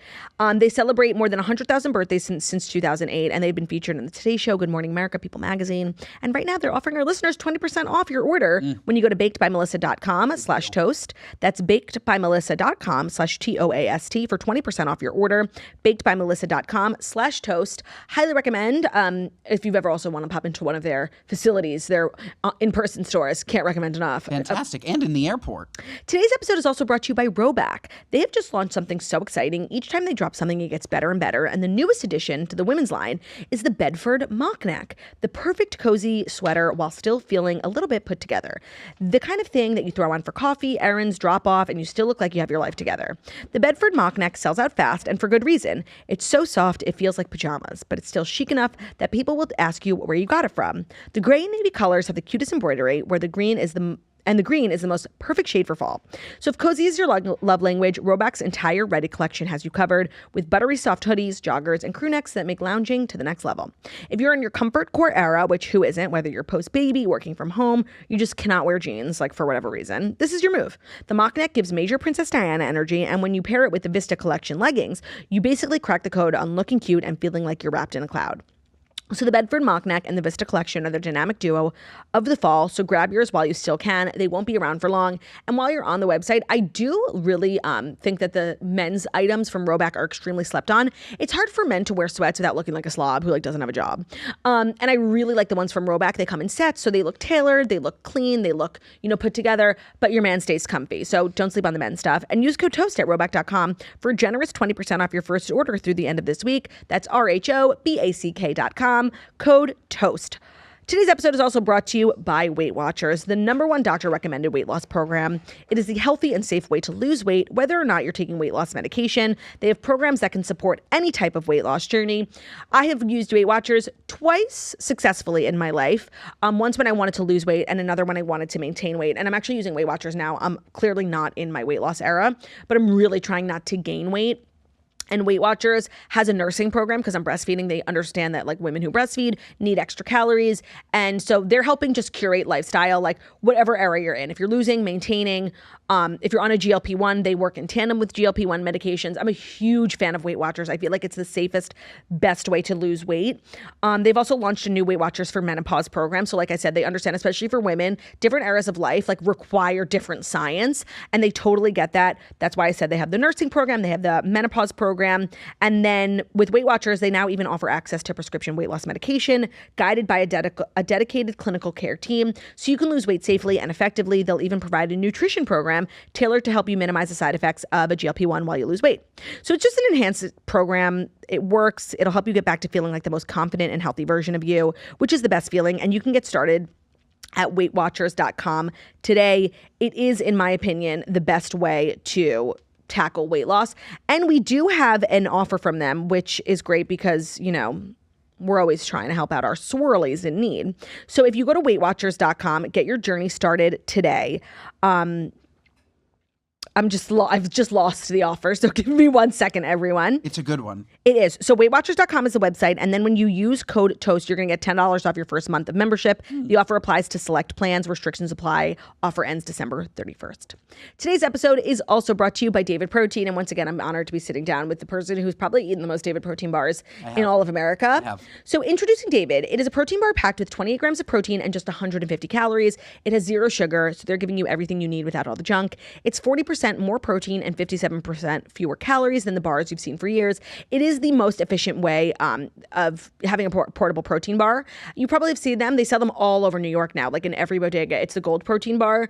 And I have loved protein bars for a while, but sometimes it feels like you're trading off calories for protein. It's like it has a lot of protein, but also like 500 calories. These are fantastic. Sometimes there's not enough protein because there's too few calories. And then sometimes the flavor is just disgusting. They're blueberry. Yeah, Ben likes like some of the more quirky flavors. Fantastic. And a recent survey has showed that over 71% of Americans want to increase their protein intake, cut sugar, and work to reduce calories. And that's why David is just so popular. It really helps keep you full. Keep you full, but without the trade-off for flavor. Sometimes, like, if you're trying to eat well, like, you're not enjoying. Totally. And that sucks. It really does, because I enjoy eating. And David gets that. And after weeks of being out of stock, they're officially back in stock on their website. And they're offering the Toast listeners a special deal. Buy 4 cartons, get the 5th free when you use davidprotein.com/toast. Tons of different flavors to try. So if you want to take advantage of this offer, do so while trying a bunch of different flavors. And if you prefer to shop in person, not a big deal. David is now in over 5,000 stores nationwide. Check out their store locator to find a location near you. All right, Ben, are you ready to help out some swirlies in need? I don't know if you are. And let me tell you, you are so lucky to have me. I really do give such wonderful sound advice. Okay. So lucky to I don't have know. me. I mean, I guess we'll see, right? So lucky. Okay, we get it. I also forgot to pull up your toasters. Give me a second. I think I maybe had What it on song my was I phone. singing? You're singing. It's not unusual. Oh, I thought you were singing the to be loved. the Dancing by with the Stars anyone. theme song. No, that one's Da da da da da da da da da. Okay, dear toasters, is this tacky or am I in the wrong? I know I chose this one specifically for you. I was invited to a kid's birthday party, and the host has asked volunteers to bring food to the party. Tacky. I'd understand if this was a potluck or like a holiday gathering, but I've never had this request before. This feels extremely icky. I've never heard of this, but It's important, and I'm sure you get this with Dear Toasters too, when we do more on Mail on the Good Guys. I'm always craving just a little more context. I know, but I also tell people to keep it short. I know. Because we don't have time all day to read, all the history. No, brevity's key. Now, obviously, this is weird and tacky, but I just want to say one thing. I would like a little bit of context just on this person's situation. Yeah. Financially, I'd love to understand what kind of year has she had? Yeah, Okay? like if is she calling on the community to make help something special for her kid, right? For her If this kid. was a party for her, I'd be like, oh, that's a little self-indulgent, like skip your birthday this year. But your kid deserves a nice party. And so if it takes the community coming together, Correct. I do need more context. Or if this girl's always on vacation and just got veneers, like fuck her. So I think, yeah, let's take both scenarios. Yep. Okay? Scenario number one, tacky, where I don't know, maybe she's like a cheapskate. She just doesn't want to plan anything. She wants people to bring food. That would be terrible. I'm gonna pretend that she's not a cheapskate. I'm gonna say she had a tough year. She wants the community to come together, rally around her child. And if that's the case, like, go above and beyond. Yeah, go. Bring if you can. Lovely. I will say this is unheard of. Like, I haven't heard of this. But I think if she, I don't think the girl would be writing in if this girl, like, you know, everyone knew that she was going through a tough time because everyone would just band together for the kid. It also leads to such like a bizarre cuisine assortment. Like, you're going to show up with 2 boxes of pizza. I'm going to bring chicken masala. Like, why would you bring chicken masala? Because chicken masala is delicious. I would go to Baked by Melissa, honestly. Okay, like, not to force one of our sponsors. All of a sudden, we have pizza. We have Baked by Melissa. We have chicken masala. Okay, pizza and Baked by Melissa goes perfectly. I just want to say. Chicken masala or tikka masala? Okay, you're thinking of. I think it's tikka masala. And I'm thinking of chicken Milanese. Yeah, both would be great. Okay. By the way, chicken Milanese is low key like a chicken nugget. We have tikka masala. We have chicken Milanese. We have pizza. We have Baked by Melissa. Delicious. I'm bringing Spritz Society. Okay? Of course, to the kids' party. Yeah. Now, I do want to say my advice here would just be to do an audit on this girl's social media. 1000%. Like, if she's living well, like Shannon told me the most hilarious story that, like, somebody who literally owes her, like a business person who owes her $50,000, or maybe it was 10. I can't believe if I'm making it like more dramatic. I like 50. Is always going on vacation and just got veneers, and so that's tough. You need to monitor this person's social media. That's tough because if they're living well and their kid is not, like, seriously, fuck off. That's tough. But why should the kid suffer? The kid shouldn't suffer. No, he shouldn't. She? We don't know. It doesn't matter. Do an audit of the social media. Yeah. And if the person is going through a hard time, of course. But I don't think that's the case because this girl wouldn't be writing in, like, shady. So was that the best advice? No, but you didn't give us enough context. Okay, next up. I have a sister dilemma that I need your help with. My sister has a daughter, my niece. She's 14 years old. She's already going to parties, talking to boys. I always tell my niece that I'm here for her to talk if she needs to. And finally, for the first time, she opened up to me this weekend about a boy she's talking to. We gossiped a bit. I gave her the adult talk about being safe, not doing anything she's uncomfortable with, and never taking shit from a boy. But I also encouraged her to tell my sister about him. Now, I'm in a weird spot because I want to keep my niece's trust, but I also really want to tell my sister. I'm afraid that if I do, my sister will say something and my niece will think that I said something and there won't be a space to open up anymore. Do I keep the secret until she's ready to tell her mom, or do I spill? Spill. Oh, I totally disagree. No, you got to spill. But there's nothing happening, just that she's talking to a boy. Yeah, but like, I don't know. I think you spill. I think you tell the mom. No? Oh, I get, yeah, but the thing is, it's so complicated because you have to tell the mom, like, I'm telling you something, but you literally can't rat me out. Totally. And the mom wouldn't want to rat her out because it's a way of getting information. It's an information tunnel. Yeah, but it's also like, I was waiting for her to be like that, you know, she's something. Like, there's no secret here, just that she's talking to a boy. Like, she's 14. Like, that's what girls do. Totally. But like, I don't think that it's the aunt's place to be giving like the like, it wasn't a sex talk, but like it was like something. It was a like safety talk. A safety talk. Yeah, I guess. Okay, wait, now let me think. That's the mom's job. The mom should be having the safety talk. No, but sometimes a kid won't go to a parent and you just want the kid to have the talk. It's like, doesn't matter where they're getting the talk needs to be talked. Sure, but like, I don't know. This is tough. It is. I do think, okay, I've rethought.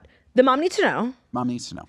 But under the guise of being like, you can't fucking rat me out because one, we're going to lose our information highway. 100%. And two, you're going to make me look like a rat. 100%. And you can't be obvious either. Like, oh, well, are you talking to any boys? Well, yeah, I just told Auntie, so now I know that you know. Yeah, no, you can't go in then. And if the kid finds out, it's such a betrayal. Like, sure, but then why is she confiding in the aunt?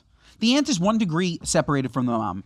No, why it's wouldn't different. you confide in somebody completely random that has no connection to your mom if you don't want your mom to find out? That's because like somebody, you think you trust the aunt. You assume that if you're telling the aunt and the aunt says, I'm not telling your mom. I know, but this is important. Okay. Okay. If you tell me a secret and tell me not to tell, I'm gonna tell my wife. Oh, same. If you tell me a secret and you tell me not to tell, you're telling me knowing I'm telling Jackie. Like, well, see, but that's the same thing. Yeah. That's the exact scenario. Like, someone just told me something so crazy and they were like, don't tell anyone, obviously. I'm like, okay, but you know I'm telling Jackie. They're like, yeah, of course. But that's the same scenario. A sister told a sister. Right. But it's not about a kid. Kid makes it different. And no, it doesn't.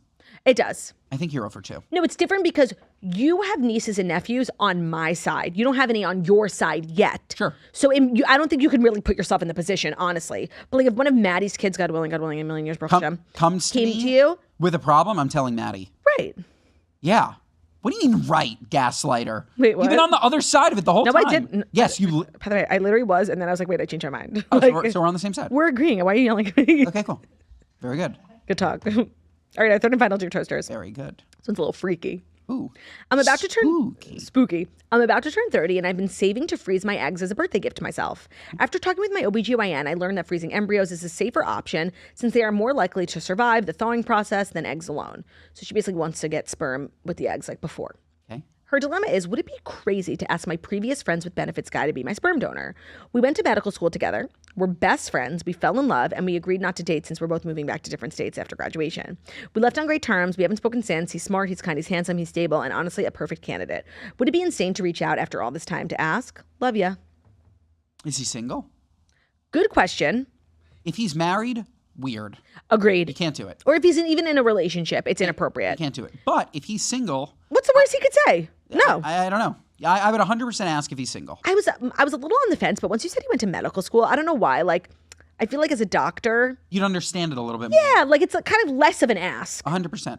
And the thing is you're building a baby. You are. So social weirdness, like literally who gives a fuck? Like we're thinking big picture here. We're onto bigger and better things. 100%. So the absolute worst thing he could say is no. And then what? He rejected you and you never see or speak to him again because he lives in a different state and you guys never talk. I'm also thinking this is how you guys reconnect. Like you said you fell in love, you're perfect for one another, but you live in different states. Okay, so move. Move. One of you has got to move. Right, no. It sounds like either, here's so many different options here. One, you stalk him, you find out he's married or has a girlfriend, you don't ask and nothing happens. Correct. 2, he's single, you feel like, I think that you should ask, and so you do. I would recommend that. Either he says yes, maybe great. you have dinner, right? Oh yeah, you can't just text. You don't text this like, hey, I know we haven't spoken in a while, but do you mind like giving me your sperm so that I can make a baby with the two of us? Like, why don't you ask him to dinner? Yeah, you'd have to fly to town. You rekindle the friendship. Perhaps you get in one last quick canoodle. Maybe you get pregnant the old way. You could. Love that. You could. And if maybe flames aren't a flamin', then at the end you ask on your way out, by the way, do you mind giving me some of your sperm? I'm looking to create a baby one day. And I would love it to be yours. So yeah. So here are your options. Don't ask. He's not married. Don't ask if he's married. Right. Yes. He's married. Yes. Sorry, he's not married. Yes. You go to dinner. Yes. If sparks start flying, try getting pregnant the old-fashioned way. Correct. Sparks aren't flying, ask. Correct. Worst he can say is no. Correct. 3. So either he says yes, you're good. He says no. You go through the traditional channels. A sperm bank is Pargy. They do all the work for you. Diseases, college, education, all that stuff. I mean, you pick it's like a magazine. Yeah, no, we were helpful in selecting sperm for the Taylors. We were. And they didn't for Brian. Yeah, well, no, that was eggs. Oh, God. And they didn't choose who we thought they should, but they got Pargy sperm. They did. We, of course, were rooting for the Jewish guy. Yeah, Pargy sperm. But they got really Pargy athletic sperm. They did. Wow. Handsome guy, too. Imagine athletic sperm. Yeah. That's good stuff. So I give great advice. You agree? You know what?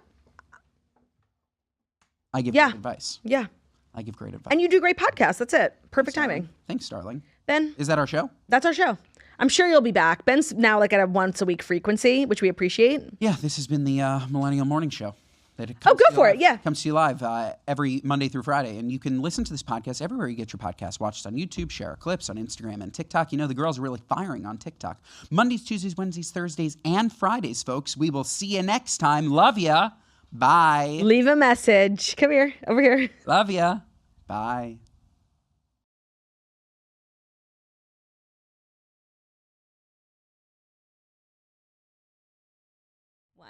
Good morning, millennials, and welcome back to the Toast and Happy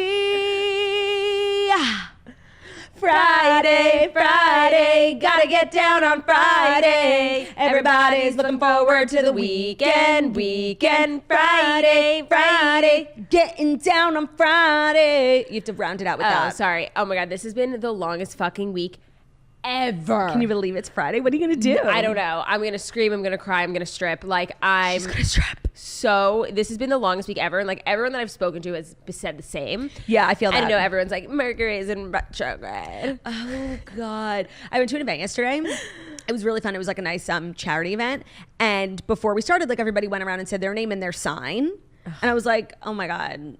Fraudulence. Wait, no, like I was on a date last night and the table next to me was this group of girls and like I just like overheard them like talking about like their signs the whole time. As a society, like the amount we talk about signs is it's a signal that we are unwell. Yeah. And like the amount of like The amount emphasis. of, yeah, like the amount, it's one thing to just be like, oh, I'm a Taurus and you become stubborn. The amount of like, we put our like life's decisions into our sign. We won't date certain people. Oh, he's a Taurus. I can't. Yeah. Like what? No, that is not for me. Me neither. So I was like, I'm a Cancer and a Jew. That's what I said. I don't have any sort of relationship to my sign. My only relationship is that Tauruses are notoriously stubborn, which but I feel am. like, you know, you could like say that about anything. Like they could say like Tauruses are, you know, bright. And we were like, yeah, Margot's so bright, you know? We wouldn't say that though. But you know what I mean? Like Yeah, it's so yeah. general. Yeah, you can make it work. It's like when you read your horoscope. Remember those fucking apps? And you would like No, make even it. in the back of magazines. Yeah, you would make it apply to your life, even though it had nothing to do with They're it. like, I do have a big financial decision coming up this month. Yeah, it's called rent and you pay it every month. Yeah, literally. Everyone has one. I can't. So hey, Counts, thanks for being here. Thanks so much for having me. What are you wearing today? You look, is that Chanel? Yeah, it's Chanel by Toast. Margot's wearing our new Toast merch that yeah, we launched wearing- yesterday. I know a bunch of you got it, but if you haven't gotten it yet, this is the pink new crew neck. We also have another crew neck in teal that I wore yesterday on the Toast. It has a slightly different design. You look stunning, Margot. Really, truly stunning. Margot's wearing mine. It's a size large, so it's very oversized. I feel like you probably could wear like a medium for a better oversized look. Yeah, but I love an oversized. Me too. You look gorgeous. Thank you so much. I'm so sorry. This is like in my face. That's okay. Fix it. Fix it. Good. It's fixed. So I heard you say you had a date last night. I did. How was it? It was good. Okay, Thanks good. for asking. You're welcome. Moving on. Yeah, duh. So what's new? I mean, you don't have an outlet anymore in the Snatcher. So anything you want to update the Toasters on? I mean, you were I here was last week. Do I have anything that I want to update the Toasters on? I mean, Any good books you've read? oh, Things We Leave Unfinished. That's my next book club book. I know, thank God. I'm annoyed that you haven't read it yet because we like can't talk about it. But it was seriously so fucking good. It was basically like, do you even know what it's about? No, I want to know nothing. Oh, so then I won't say what it's about. No, but please don't. But you are saying it's like the best book you've ever read. In a really, really long time. Like, love that feeling. I like have had such a book hangover with it, and it was just like so good. I just like, and I normally hate like alternating timelines, but this was just like was so well done. Like, and there's like twists and turns, and I was just sobbing. It was just such a good book, and there was like spice too. Did you ever read Love in Other Words? Yeah, I told you to read it. Oh, you did? Yeah. I feel like It's the better version of Every Summer After. Okay, I actually feel like you didn't tell me to read No, it. you literally. Okay. Like fine. I want to. I give you credit. You tell me a lot of good books, but I remember just like discovering it. Nope. No. Okay, how did you recommended it to like me on FaceTime or? No, like, yeah, I think I either told you on FaceTime or like you like posted a story of like thinking about reading the book, and I was like, oh my God, you have to read it. It's so fucking good. Oh, so I did find it, and then I don't know. I don't know. Oh, I don't know if that's what happened. okay. So Margot said I posted it, being like, should I read it? And Margot said, yeah. So No, but by the way, you didn't discover it because like it's a book everyone had been reading. I'm not saying I discovered it, but like I meant discovered it on Goodreads. Like I found it on my own. I didn't create it. I didn't write it. Right, but like it was a trending book at the time. No, it wasn't. Not at the time. I was very late. I was very late. I was very late. I was late. Not early. Margot, I was late. In our family, we are so obsessed with getting credit. You everyone, specifically. Margot, everyone. You. Okay, but because nobody fucking gives me credit. Because That's you why. make shit up. Okay, I invented Casey Musgraves in this house. Okay, I'll give you that. I invented. What else did I invent? It just feels good when like you discover something and then everyone becomes obsessed with it. No, it's my favorite thing. To the point where it's like I discovered Megan Maroney. No, you didn't. Oh, you fucking No, you bitch. fucking didn't. Anyone who had TikTok, like, of course. I discovered Megan No, Maroney. you didn't. I have proof on my Instagram. Like I posted before she ever released any single song. I posted a video of her singing Hair Salon. She was like, this is a song that I've been working on. I'm like, I waited a year for it to come out. Like a year before her first song ever came out, I knew about Megan Maroney. So don't even fucking try. Jackie gives me credit for Megan Maroney. Okay, but no offense, Jackie's not on TikTok. Facts. Okay. But I invented Megan Maroney. I've invented a lot of things that nobody gives me. Oh, this is the big one. I came up with Magnolia. No, I knew you were going to say that. No, you didn't. I came up with Magnolia's name. No, you didn't. No, I came up with the name Magnolia. No, you did. I remember where we were. I remember where we were. I remember where we were. I remember where we were too. Okay, because first of all, Magnolia was the second dog in the house. Yes. So I was the one who actually. She was a lady of the house. I basically got Magnolia. Like Magnolia, like by a court of law, like belongs to me. I was the one communicating with the breeder. I set up all the travel and like I took you to the airport. So I did a lot. Maybe I don't own. Okay, I don't take credit. Paid for her. You paid for her. So I did a lot of the work, and I remember we were thinking of names before she came, and I literally said Magnolia. Let me finish, bitch. And then you were like, were obsessed, and then you were like, oh, and that Brett Eldredge song. Oh my God, you literally are a liar. I'm not a liar. Actually made it up. I was obsessed with the song Magnolia by Brett Eldredge before I decided to get a dog. But you didn't even put the two together. Yes, I did. Yes, I did. You know what? I don't need your kind of approval. I know I came up with No, Magnolia. you didn't. Wow, No, you this didn't. family's fucking disgusting. Oh my God. I know I came up with it. We just don't treat liars well. I'm not a liar. You're a liar. Actually, you're a liar. No, you're a liar. You're a liar. You're a liar. I was sitting on the blue couch when I said it, remember? I remember all of it, but you didn't say it. So she remembers. No, and Claudia has this thing, and Ben will back me up here, where she literally creates memories, like will pretend, like make up a memory in her head and say it as fact and just expect everyone to believe it to be true. No, that's not what happens. And it's literally like, no, That's not you what make happens. shit up. No, I'll say, and I'll always With ask conviction. Olivia or Jackie because they have really good memories. I'm like, am I making this up or did we blank? And Olivia will be like, you're making this up, or no, that actually happened. Because you make things up. Yeah, but I know when I'm making them up, and I know this is not a made-up story, bitch.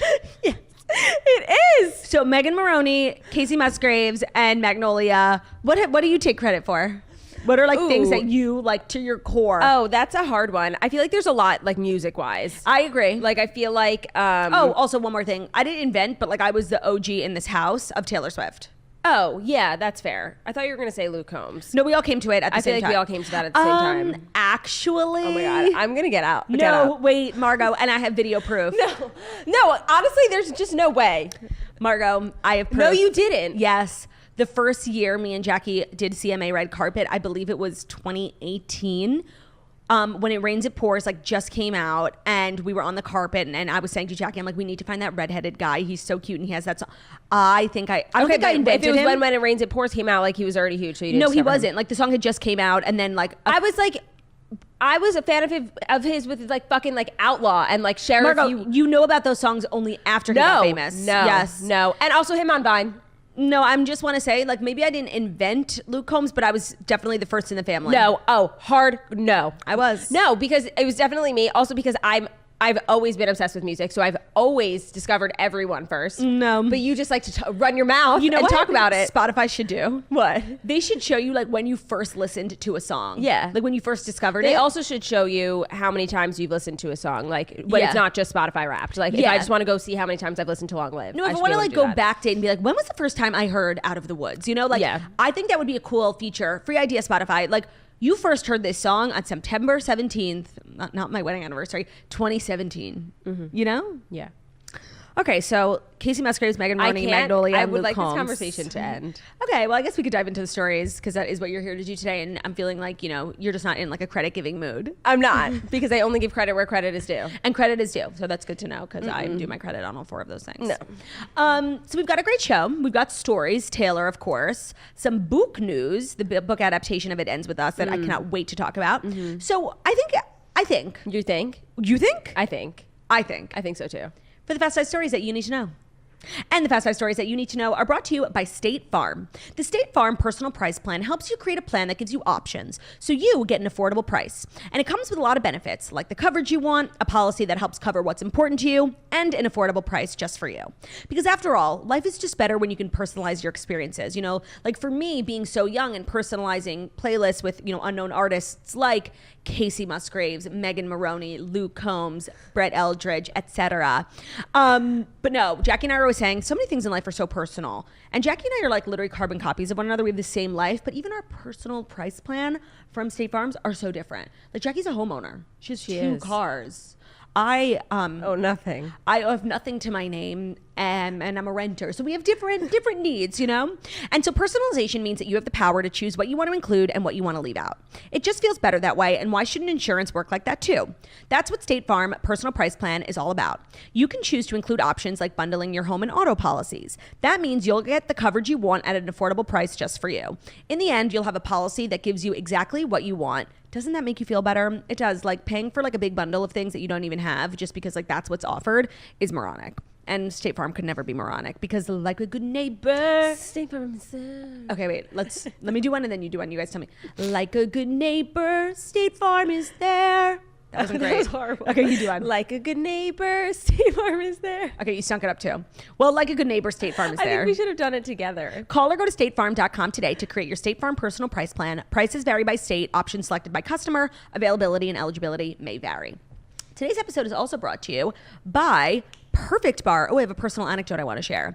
If you're looking for a protein bar that actually tastes good, well, look no further than Perfect Bar. With their lineup of fresh from the fridge protein bars, Perfect Bar is exactly what you've been looking for. No chalky artificial aftertaste here. I just got a huge shipment of Perfect Bars to my home, and Ben walked in eating one, didn't even ask, like, hey, Claudia, is this your special snack? Do you mind if I have one? He was just eating one, and he was literally, he didn't even know what it was, and he was talking about how he feels like he doesn't get enough protein, because he can't really eat meat that's not kosher or whatever, and he's eating this bar, and he's like, I really need to start eating more protein. Like, do you know any good protein bars? I'm like, you're literally eating one, Ben, and he didn't even know because it was so delicious. Same. So it's made with freshly ground nut butter, organic honey, and 20 organic superfoods. Perfect Bar has a variety of products like protein bars, little snack size bars that are also good and good for you. You'll be sure to find something you love. Ben's favorite, which was my favorite too, was the chocolate chip cookie dough that I had a big delivery of yesterday, and that's what he was eating. So delicious. They have a cookie dough texture that's creamy and full of flavor. They're not raw, excuse me.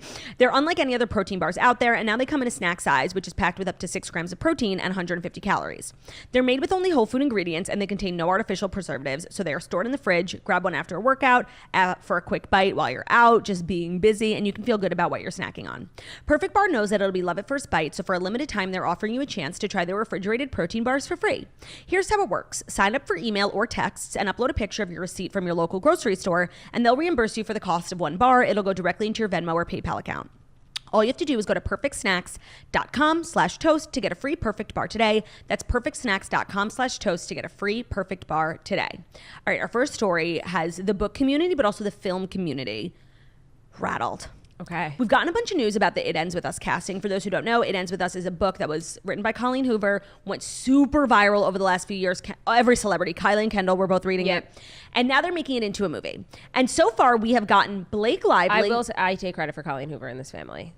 100%, because I give credit where credit is due, and I wouldn't have known about Colleen Hoover if it wasn't for you, because you started reading before me, because I give credit where credit is due. I also take credit for reading in this family before Jackie. I give you credit for credit is due because you were on tour with me in 2018, and bitch, you wouldn't even talk to me because you were reading so goddamn much, and I'm like, this fucking nerd better stop reading. Yes, you did invent reading. Thank you. Because I give credit where credit is due. No, I gave you credit for Casey. I gave you credit. You fought me on Megan. I did fight you on Megan. You fought me on Luke. I absolutely would fight you on Magnolia. And you fought me on Magnolia. But I feel like you brought other things. Brought good hair. You're a bitch. Okay, so far the cast list that we've gotten has been like very meh. We've gotten Blake Lively as Lily, which I wasn't crazy about. Me neither. We also got Justin Baldoni as Ryle, which I was not crazy about either. Because he's producing it, like we're directing it. I also don't have like a connect. People love Justin Baldoni because he was in Jane the Virgin, Raphael, and I never like. I don't feel connected to him. I don't like. That show. I don't dream about him. He's not like a dreamy man for me. No. So I have like he means nothing to me. Mm-hmm. Love Blake Lively. And I support women of all ages. She's far too old for this role. Well, also, I just like my favorite thing ever, and like what I feel like we've done as a society is like with like shows like Summer I Turned Pretty, Outer Banks. Like we find these people and then we become obsessed with them. Like even Riverdale. We discover new talent. Yeah, and so that's what I thought that this was going to be the perfect opportunity. Like I thought Sophia LaCourte was going to get discovered and become a movie star because she would be Lily. There were so many good ideas put out for like burgeoning actresses who haven't had like a major break yet, who are kind of known, and it would have been an amazing opportunity. So I was let down for that, and then I also just don't see her as Lily at all. So we actually have some positive casting news, because the 1923 breakout star, who I was literally talking about with you last week on The Toast. You were? We were talking about 1923. We were? I haven't watched it yet. I know, and I said like you have to watch it because this guy. Oh yeah, maybe. Is so hot. His name is Brandon Sklenar, excuse me, and he is going to play Atlas Corrigan in the adaptation of It Ends With Us, which is already starring Blake Lively. So he has been known for his role in Yellowstone prequel series 1923. He's landed another major role. He's joining Blake Lively and Justin Baldoni to star as Atlas Corrigan in the film adaptation of Colleen Hoover's best-selling novel, It Ends With Us. I am overjoyed. You know what he looks like, yes? Yes. And this is a bad picture. So cute. In 1923, Margot. Was he Michelle Randolph's love interest in the show? No. Oh. That guy was annoying. Oh. He is, I mean, he's the oldest brother, so I assume it's like he's the next line of succession after. He's the next Dutton. He's the next Dutton, but it ends on a cliffhanger, so like we don't really know. But he is so hot in the film, and he's in South Africa for most of the show. Yeah. So he's just like being like a safari man with like his knife and like his bow and arrow, and like he's so hot, and he's a very good actor. Yeah. And he's very classically handsome, and I honestly, it never would have crossed my mind to put him in this, but I could not have thought of someone better, honestly. Yeah. Which is just so crazy because so far every other casting has been like really bad in my opinion. Horrible. So who is left to cast? Now it's the young. So now they're casting young Lily. Yes. Oh, and young Atlas. Yeah, and maybe young Ryle or no? There is no young. Oh yeah, Ryle. it's just young Lily and young Atlas. And for young Lily, and I believe they're doing like what we want them to be doing. The Summer I Turned Pretty vibes. Yeah, because I've seen a bunch of people like Sophia LaCour posted a TikTok like she auditioned. Oh, she did? Yeah. Oh, I thought it was just like a pipe dream. No, she auditioned. I don't know what ended up happening, but she auditioned. And then this other girl came up. If you guys don't know, Sophia LaCour is a TikToker. She has red hair. She's beautiful. Gorgeous. She's perfect. She's a nice girl. And I would love that for her. I know. Oh my God. And then other people have been coming up like, got my call back, like get ready with me. I think they're encouraging that. Oh, good. Yeah, and what they're doing, which I find interesting, is like all the people that they are having like audition are people who sound like Blake Lively. Like, you know how Sophia like can sound like Blake? Yeah. So this other girl that I saw like sounds exactly like her. So it's like they're looking for people who literally look like a young Blake Lively. Are you only seeing that for Lily, or are you seeing that for... I'm only seeing it for Lily. There was a lot of like a movement for the guy who plays Conrad in The Summer I Turned Pretty to be the young Atlas. Oh. Which he actually does look like Brendan Sklenar. Yeah. So it's kind of a good call. That would be good. I love him. Who? Conrad. Me too. Not the other one. Not Jeremiah. I hated Jeremiah in the books, and I hate him more in the TV show. No, so annoying. But we did just get a poster and it's coming this summer. not a release date, but I'm just so excited for the soundtrack. No, can't. Even though second season, like if you know the books, is like Stinkaroo. I have been chasing the happiness that I felt last summer when I literally remember I was in Montreal for a wedding and I watched the whole thing on the hotel TV while Ben was in the other room. Like, I have not been as happy as I was in that moment watching that TV show. I felt like a little kid. I felt far too old to be watching it. Yeah. The music was literally tailored to me, Kim Petras, Taylor Swift. Yeah. I've been chasing that high ever since that day. Well, hopefully we get it back this summer. I know, even if it's not like, because we know what happens in the book, we won't spoil it. Even though it's not like the best like storyline, I love Cousins Beach. Like, I love. I want to go to there. I just love. It was a perfect adaptation. I don't think a lot of people were all bent out of shape. Like, there was no debutante ball in the book. Like, who cares? It's just a means to an end. Yeah. Like, they have to change some stuff. And the small things that they change, like I don't think in the book Jeremiah was bisexual. I don't think it really. I don't think it affects the storyline. Like, No. I actually felt like they did a perfect job. Yeah, I agree. But Jenny Han does that. Like, to all the boys I loved before. Yeah, but that fell off.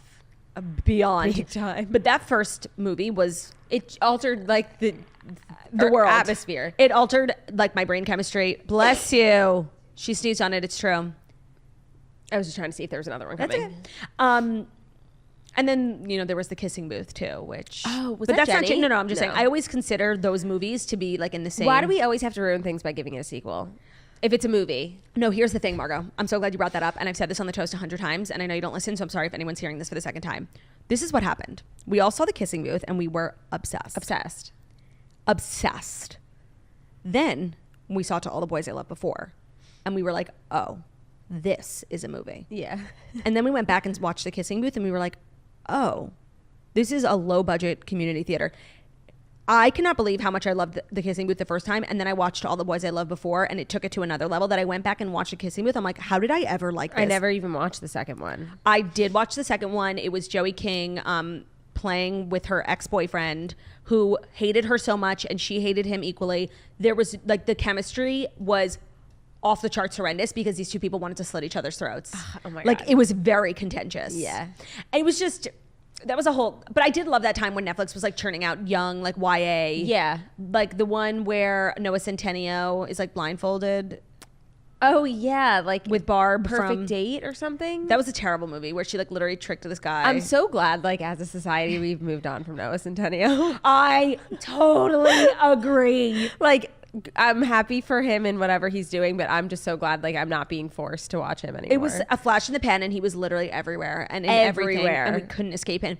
And by the way, I like thought he was like amazing at the time. Margot, after the first to All the Boys I Loved Before, I was literally so creepily obsessed. Like, I got the hype, but they ruined it. Like too much. Too much. That's what they do. Yeah. So I'm obsessed with this casting. Like, I feel like this casting was done just for me. I'm so happy for you that at least we got something. Are you happy? I'm not feeling any like excitement. Well, because I didn't watch, but I'm like, he's hot, and I'm just glad like that it's not like someone basic, you know? Like, you're gonna trust me. I trust you for sure. But I do feel like he's younger than Blake Lively and Justin Baldoni. Well, Ryle's supposed to be older than Lily, so that's fine. But Blake and Alice are supposed to be the same age, right? Brendan Sklenar is 30. Oh, and Blake Lively is not 30. Not 30. Blake Lively is... We'll go 38. 35. Okay, not terrible. Oh, that's not bad. All right, now while we're at it, Justin Baldoni is... Huston Baldini Afe is what I wrote. They didn't pick it up? 39. Okay. So yeah. It's a little confusing. Yeah, I don't It's a little all over the place. But I'm so here for it. Thank you, Colleen. Thank you, everyone who made this possible. Is this her first movie? Adaptation? Yeah. I do believe other books of hers have been purchased, but not... So many books get bought just so that other people don't make them. You know what I have to say? Yeah. The only person that should be allowed to make a book into a movie is Hello Sunshine Productions. Yeah. And I think about this all the time because it's so glaringly obvious. But I think that what she did was genuinely the smartest fucking thing ever. It's like she started a book club because she loves books. Me and Jackie talk about this all the time. Started a production company and then just like buys the movie rights to all of these books and then just makes amazing films with amazing, like she does an amazing job and she probably makes so much money. Her company was just invested in by BlackRock. It's over $1 billion. Yeah. I mean, that's not surprising. Like, I just think like it's a no brainer. No, the whole arc of it makes so much sense, which is why it's so successful. She loved to read and she would think like, this should be a movie. And then she's like, wait, I work in movies. Let me start a production company. And she's just a talented like producer and actress. So she knows how to make it good. Yeah. Well, she's done Crawdads, which was great. Great. She did Little Fires Everywhere, which wasn't amazing. I never finished it. Big Little Lies. Was that her? She was in it. She was in it. I don't know if she did it, but there was one that I just watched. Oh, this is going to kill me. Daisy Jones. Oh, yeah. By the way, I want to talk about that because last time I spoke to you about Daisy Jones, I told you that I like wasn't feeling it. By the way, and also I wanted to update everyone. Jackie started it yesterday. Oh. And she's hating it. Oh, yeah. And she said exactly what I said about Daisy. Like, she is not the right actress. So now that I finished it, I'm like obsessed with like everyone in the characters. How did we get here? How did we get out? I used to give us something to see. But I didn't read the book. Oh. Because when it was like trending, like everyone said like that I asked was like, you would hate it. Mm-hmm. So like, I'm not going to read it. So yeah, I can't say like based off of what I would read if it was good, but like I just thought like, I mean the cast, I'm obsessed with them, like Camilla Morone, like Suki Waterhouse, the two of them I would like, take a bullet for. Yeah, I love them. Like I just like love like all of it. I thought it was just like so well done. Also the music was so good, which is crazy. Some of it. No, like most of it. There wasn't a song where I was like, this is bad. Like The River. Tennessee down to the river. Yeah, because you know Aurora, they had really good people. Marcus Mumford is a part of the music. Maren Morris. They had good people. I know, but like it's just so rare that like music that you never hear and you like love it. Yeah. So totally random side note, but I think this is a good footnote for this story. I forgot to make it a story, but I'll just add it. Are you seeing all this Jessica Chastain drama? She won't sign the book?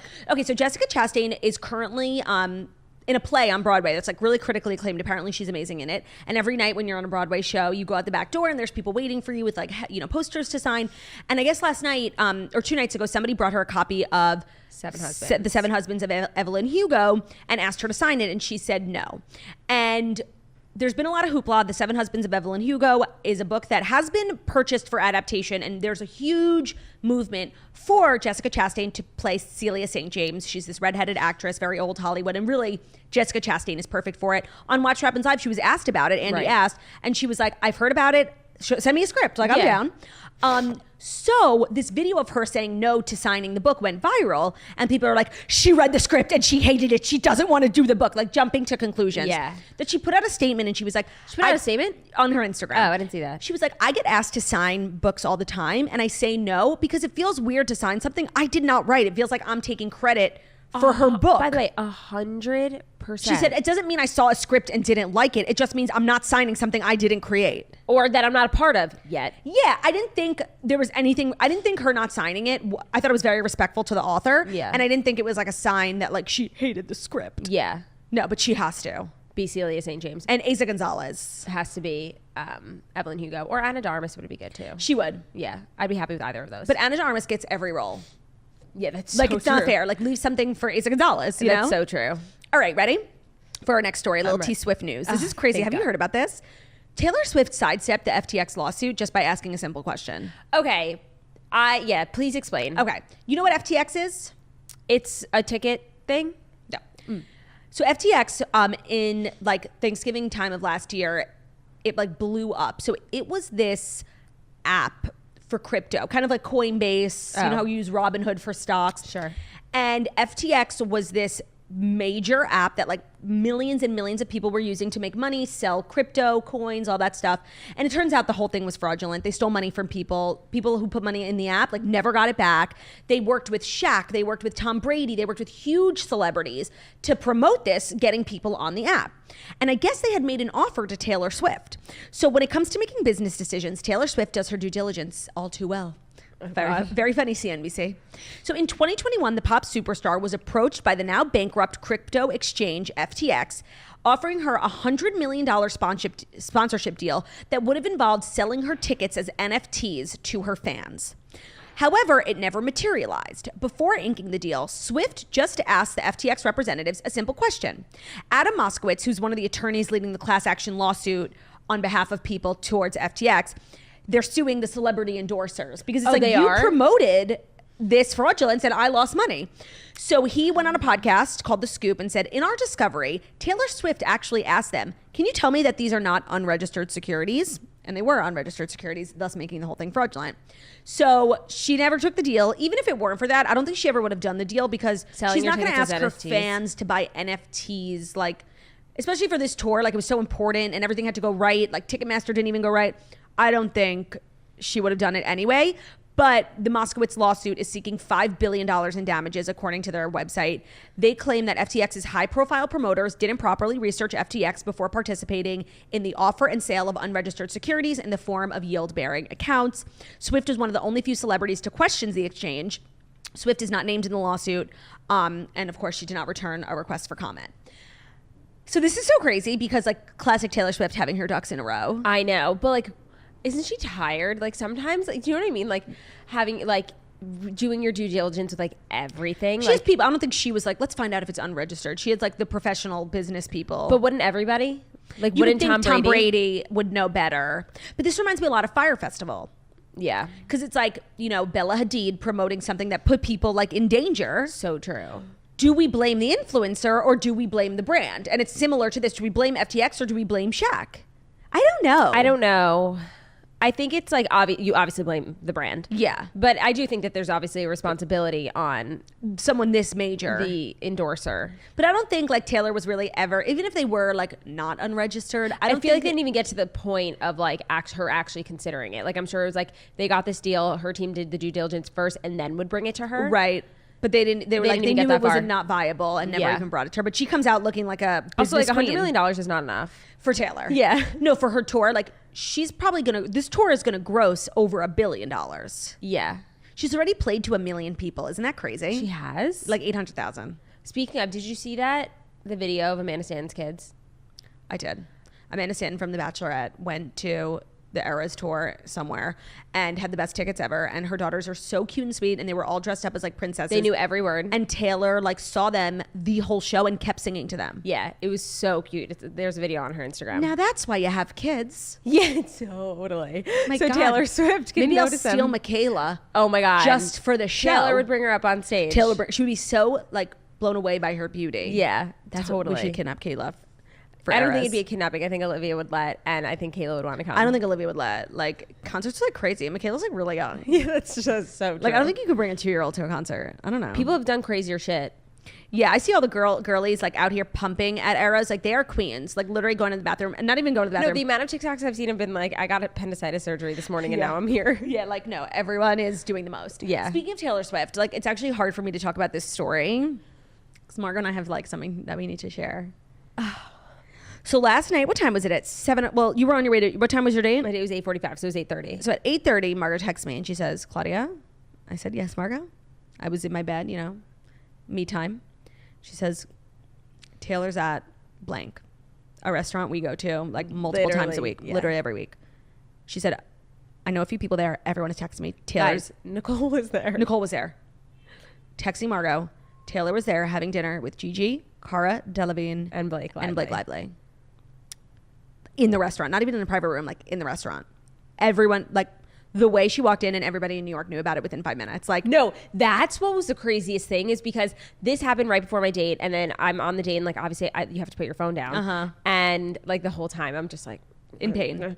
And when I picked up my phone, like I genuinely had so many text messages about it. And I'm like, it's really so crazy. Also because notice that I haven't seen a paparazzi photo. I know. I was going to make it a story today. Like Gigi, Blake, and everyone goes out with Taylor. And they just had the story 2 nights ago. She was at Casa Cipriani with Ryan Reynolds and Blake Lively. And so funny, somebody had texted me who was at Casa Cipriani and said Taylor Swift is here with Ryan Gosling. I'm like, what? Yeah, that's Ryan Gosling. And then the next day I saw the story. I'm like, oh, my friend was just mistaken. Yeah. She's obviously not obsessed like I am with everything that goes on in Hollywood. So Margot and I like knew that she was at our favorite restaurant, like knew we could just walk in there. But like Margot was on a date and I was like home looking like a rat. By the time I like brushed my hair and like put makeup on, she would have been gone. Yeah. And got downtown. And also everyone was telling me like just to bring my date like to the restaurant. I don't think you understand. Like, I couldn't have this man seeing me like that. Margot, I just want to say, like, you probably could have. Like, no. I would have been so embarrassing. Also, like, I would just, it's for the best that he knows that you're, like, deeply unwell when it comes to Taylor. I mean, I obviously brought it up, so, like, he was aware. Oh, good. Just so you could talk about it. Yeah, I had to get it out. What did he say? Does he like Taylor? Yeah. He's like... No, I feel like some people are like, oh, she's so overrated. No. She just writes songs about her boyfriend. No. He's not one of those. Because that's, like, immediate red flag, deal breaker, immediate, goodbye. like, goodbye, deal breaker. Yeah.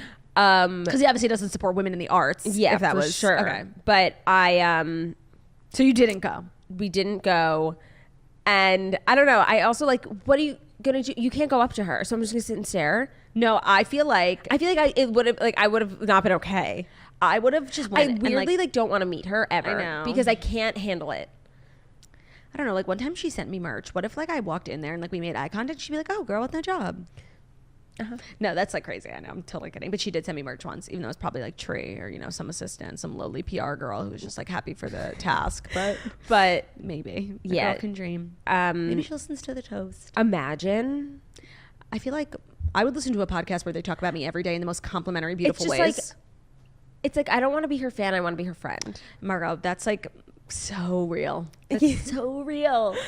But like, you know what's cool about Taylor? It's like all of her friends are her fans. Like, did you see on opening night when like Haim and Emma Stone, they all went and they were like in merch, like geeking out. Yeah. Like, I feel like she kind of likes that. So maybe like we have a chance. I know. I really think she'd like love us. No, here's the thing about Taylor that I know she would like about us. Like one, we respect her. And we always have. Yeah. We don't have a history of... No, we're not a flip-flopper. We're not flip-floppers. 2, she's so family-oriented. Mm-hmm. I mean, hello, who's more family oriented than us? No one. And I feel like when it comes to her friendships, she looks for like very few things: loyalty, trust, fun. That's us. LTF. How loyal are we? Beyond. You can to a fault. The thing is, like, you can really trust me. Yeah. Like the way I know so much about so many things, like, is crazy. And I don't say them on the toast. Like, I was actually thinking the other day, like I was having this crazy conversation with like an A-list celebrity in my Instagram, and I did not say anything on the toast because like if I want to keep having those conversations, I can't be out here like blowing shit up. 1,000%. Even though it kills me because if you guys knew, like you would die. Yeah. Fun? I mean, no one's more fun. Taylor, come with us to Stagecoach. You'll never want to go anywhere without us. Ever. This is just our pitch, like our Shark Tank elevator pitch. Taylor, I know you're not in the market because you have like amazing friends. A million who are, friends like, and you're so busy. And they're like richer and like more beautiful than us. But what we lack in looks and money, we make up for in charisma and talent. And personality. Oh my God, she would be cackling with us. Cackling. Joke. And like we can make jokes about like people she hates. You know, like oh she my would God. love it. Yeah. Just an idea. I'm just throwing it out there, Taylor. Feel free to think about it. Yeah. And Taylor, while you think about it, I'll let everyone know that today's episode is brought to you by Single Drunk Female. From the executive producer of Girls, we've got a brand new show on Freeform and Hulu called Single Drunk Female. The Guardian actually called Single Drunk Female a next level Fleabag. So we talked a lot about this show. Again, it's from the executive producer of Girls. It's about Samantha Fink, and she is on her journey of sobriety. And I saw Hannah Berner on a podcast say, like, sobriety is in right now. It is. And Samantha Fink knows that. Getting sober was not the end of her journey. In season 1, which we all watched last year, it was a journey to get there. And now that she's sober, she's starting from rock bottom. We'll see the real challenges and all the hard work in being an adult, finding personal success, and learning to celebrate yourself while sober. So while Samantha Fink may have started at rock bottom, she's here now, somewhere in the middle. She's 549 days sober, not that she's counting, and things are looking up. So if you're interested in like a fun, good show, which like there's nothing out there these days that's just like actually funny and light and like has heart, check out Single Drunk Female. The season 1 reviews were amazing. I loved it. Again, it's just nice to have something light to watch that's like cute and funny and everybody's like good looking. I just really like that. It's really funny. They have really good, I feel like, an authentic portrayal of sobriety. So Freeform Single Drunk Female, all the episodes are now streaming on Hulu. Enjoy it. It's really good, and I feel like it's very toasty. Today's episode is also brought to you by Droplet. If you've been listening to our show over the last few weeks, then you've heard us talk about our new skincare devices that we've been using called the Droplet. Droplet takes powerful skincare ingredients and turns them into fast-moving micro mists that painlessly deliver them into your skin. And this is important because your skin works as a barrier, making it incredibly difficult for your skincare ingredients to really seep into your skin instead of just sitting on the surface. So it means like the collagen, which is notoriously too large for absorption, but it's critical for maintaining firm, hydrated, youthful skin, can now actually penetrate into your skin and keep it healthy. So I've been using the collagen in the Droplet for the last few weeks. I definitely feel a big difference in how my skin is absorbing. I feel like I used to do like big skincare routines with like 1,000 things and then lay in bed and it would just like wipe off on my pillow. Yeah. But the Droplet, like, it absorbs right up. What movie? I don't remember. She's the man with the tan line. It absorbs right up. Oh, yeah. So the Droplet collagen formula includes other powerhouse ingredients like peptides, Airgerline, and it offers the lifting effect of injectables without needles, pain, or downtime. So the product is really amazing. For a limited time, our listeners can get $200 off their Droplet device. That is a crazy deal. At droplet.io when you use code TOAST. So that's DROPLETTE.io. That code is TOAST to get $200 off your Droplet device. Droplet.io. That code is TOAST. All right, our next story. Twitter has removed blue check marks from legacy verified accounts, including Beyonce, Lady Gaga, Kim Kardashian, TheToast, Jennifer Lopez, and more. So Elon Musk's purge of blue check marks from Twitter accounts verified under the company's previous regime has begun. Now a blue checkmark badge on Twitter primarily signifies that it's the account of a person. No, it's an account belonging to someone who is paying Twitter for the perk. This article is so shady. I just rephrased it because they were like being shady, but it's like, now, this is from Variety. Now a blue check mark on Twitter primarily signifies that it's an account belonging to someone who is paying Musk, one of the world's wealthiest individuals, for the perk. Oh. Just to be clear, like when you spend the $5 a month on... It's not going into Elon Musk's bank account. No, he's trying to make Twitter a profitable business because they literally have been like losing... They're the biggest tech company in the world and like has been losing... money. It was just like shady. Like whatever you feel about Elon, like that's just not. Now, we lost our verified check mark and they were like, do you want to pay for Twitter Blue? And I was like, fuck no, that's literally so embarrassing. I think having a check mark now on Twitter used to be a sign of, you know, priority and privilege. Yeah. And now it's humiliating if you have one because you're paying for it. Can I argue the same thing on Instagram? You don't pay for it. That you do now. You do? Not you. Like, if you're verified before all of this, like that's whatever. But you can now buy. Where have you been? Oh my God, I didn't know that. Am I an influencer? You can buy verification now. And it's like you pay per month. But do you have the same verification as everyone else? What do you mean? Like, it should look a little different. Nope, like, bitch, I paid for this. It's same exact thing. So now, like, people... How much is it? I don't remember. I want to say it's like either 15 or like 10 or 5, between that. And you obviously have to have like a minimum amount of followers, no? No. There's no prerequisites. No. I didn't know that. Yes. And it's like, that's why, like, I don't know if you've been seeing more like verified people. Like, I actually have. Yeah. And it's not real. And it's like, it's honestly like, it's annoying. No, it is because maybe you have to be a business account in order to buy it, but like that. But the whole point of inventing verifications was to, you know, be able to tell when somebody who's well known know that you're looking at their profile, because there's so many fake profiles. Right. So really, like, it was invented verification for a purpose. To verify an identity. Right. And so this is just weird. And I feel like everyone's talking about it's good Twitter. for like businesses, because like you like it makes you like look more legitimate, Right. which like that makes sense, but it's not just businesses who are doing it. No, like, no. It's just so weird because it's funny because I feel like everyone just hates Elon. Like everyone's talking about this Twitter thing. I didn't even hear that you could do that. Yeah, this rolled out like sooner, but the difference is that They're not removing. Yeah. So if you like, if someone you know like newly becomes verified, like you know they paid for it. Yeah, 1,000%. Well, on Twitter, like a lot of and they're also changing. Like if you're a website like CBS or whatever, you have a gold one. It means you're like a publication or a news. Okay. So it's different, but if you have a blue one and you're like a celebrity, like paying for it, like that's like so embarrassing. It's like, why do you care that much? No, especially like on Twitter, Irrelevant. I haven't seen everyone I follow who's like famous, like doesn't have anything. People are not buying it. I don't think anyone's gonna buy it. But then Elon also said he's going to pay for his own. No, like LeBron James, like 3 people who he like really liked. He's going to pay for them to keep it. Like he's going to buy Twitter That's Blue funny. for them. I mean, this is moronic. And I don't know what, but the thing is like when you look at Twitter from like a business perspective, like I do believe like Elon is like making them like a lot of money. Well, I'm sure. Like he did lay off a bunch of the people who like were not necessary Needed. to him, and now he's like creating new revenue streams. So like it's weird, but I do think Elon is like actually making Twitter a profitable business, which is why he bought it for $40 billion. For sure, but it's right now. Like long term, will that continue? I don't know. But like Elon is like the wealthiest man on the planet for a reason. So like I trust him. Yeah, he'll figure it out. Like if I had a business that needed turning around and they were like, all right, you can have Elon do it or someone else, like I'll give it to Elon. Yeah, for sure.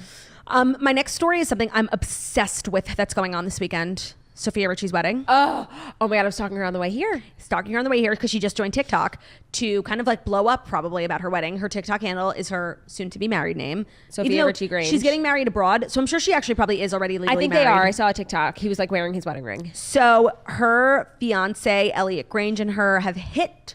By the way, do you know that she's the beauty director of Nude Sticks? Yes. I didn't know that. That's really smart.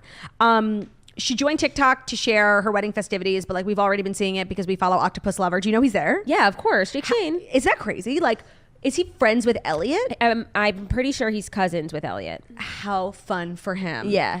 And I've been like waiting with bated breath to see celebrity arrivals. Cameron Diaz and her husband and son, or daughter, excuse me, just arrived. That makes sense. Why does it make sense? How do they know each other? Cameron Diaz is married to Benji Madden, Uh-huh. whose brother is married to Nicole yeah. Richie. Oh man, look at you. I couldn't connect it this morning. I don't like, know which Madden each is married to, but they're married to brothers. Cameron is married to Benji. Joel Benji's and brother Nikki. is Joel. Joel is married to Nicole Richie. That is how.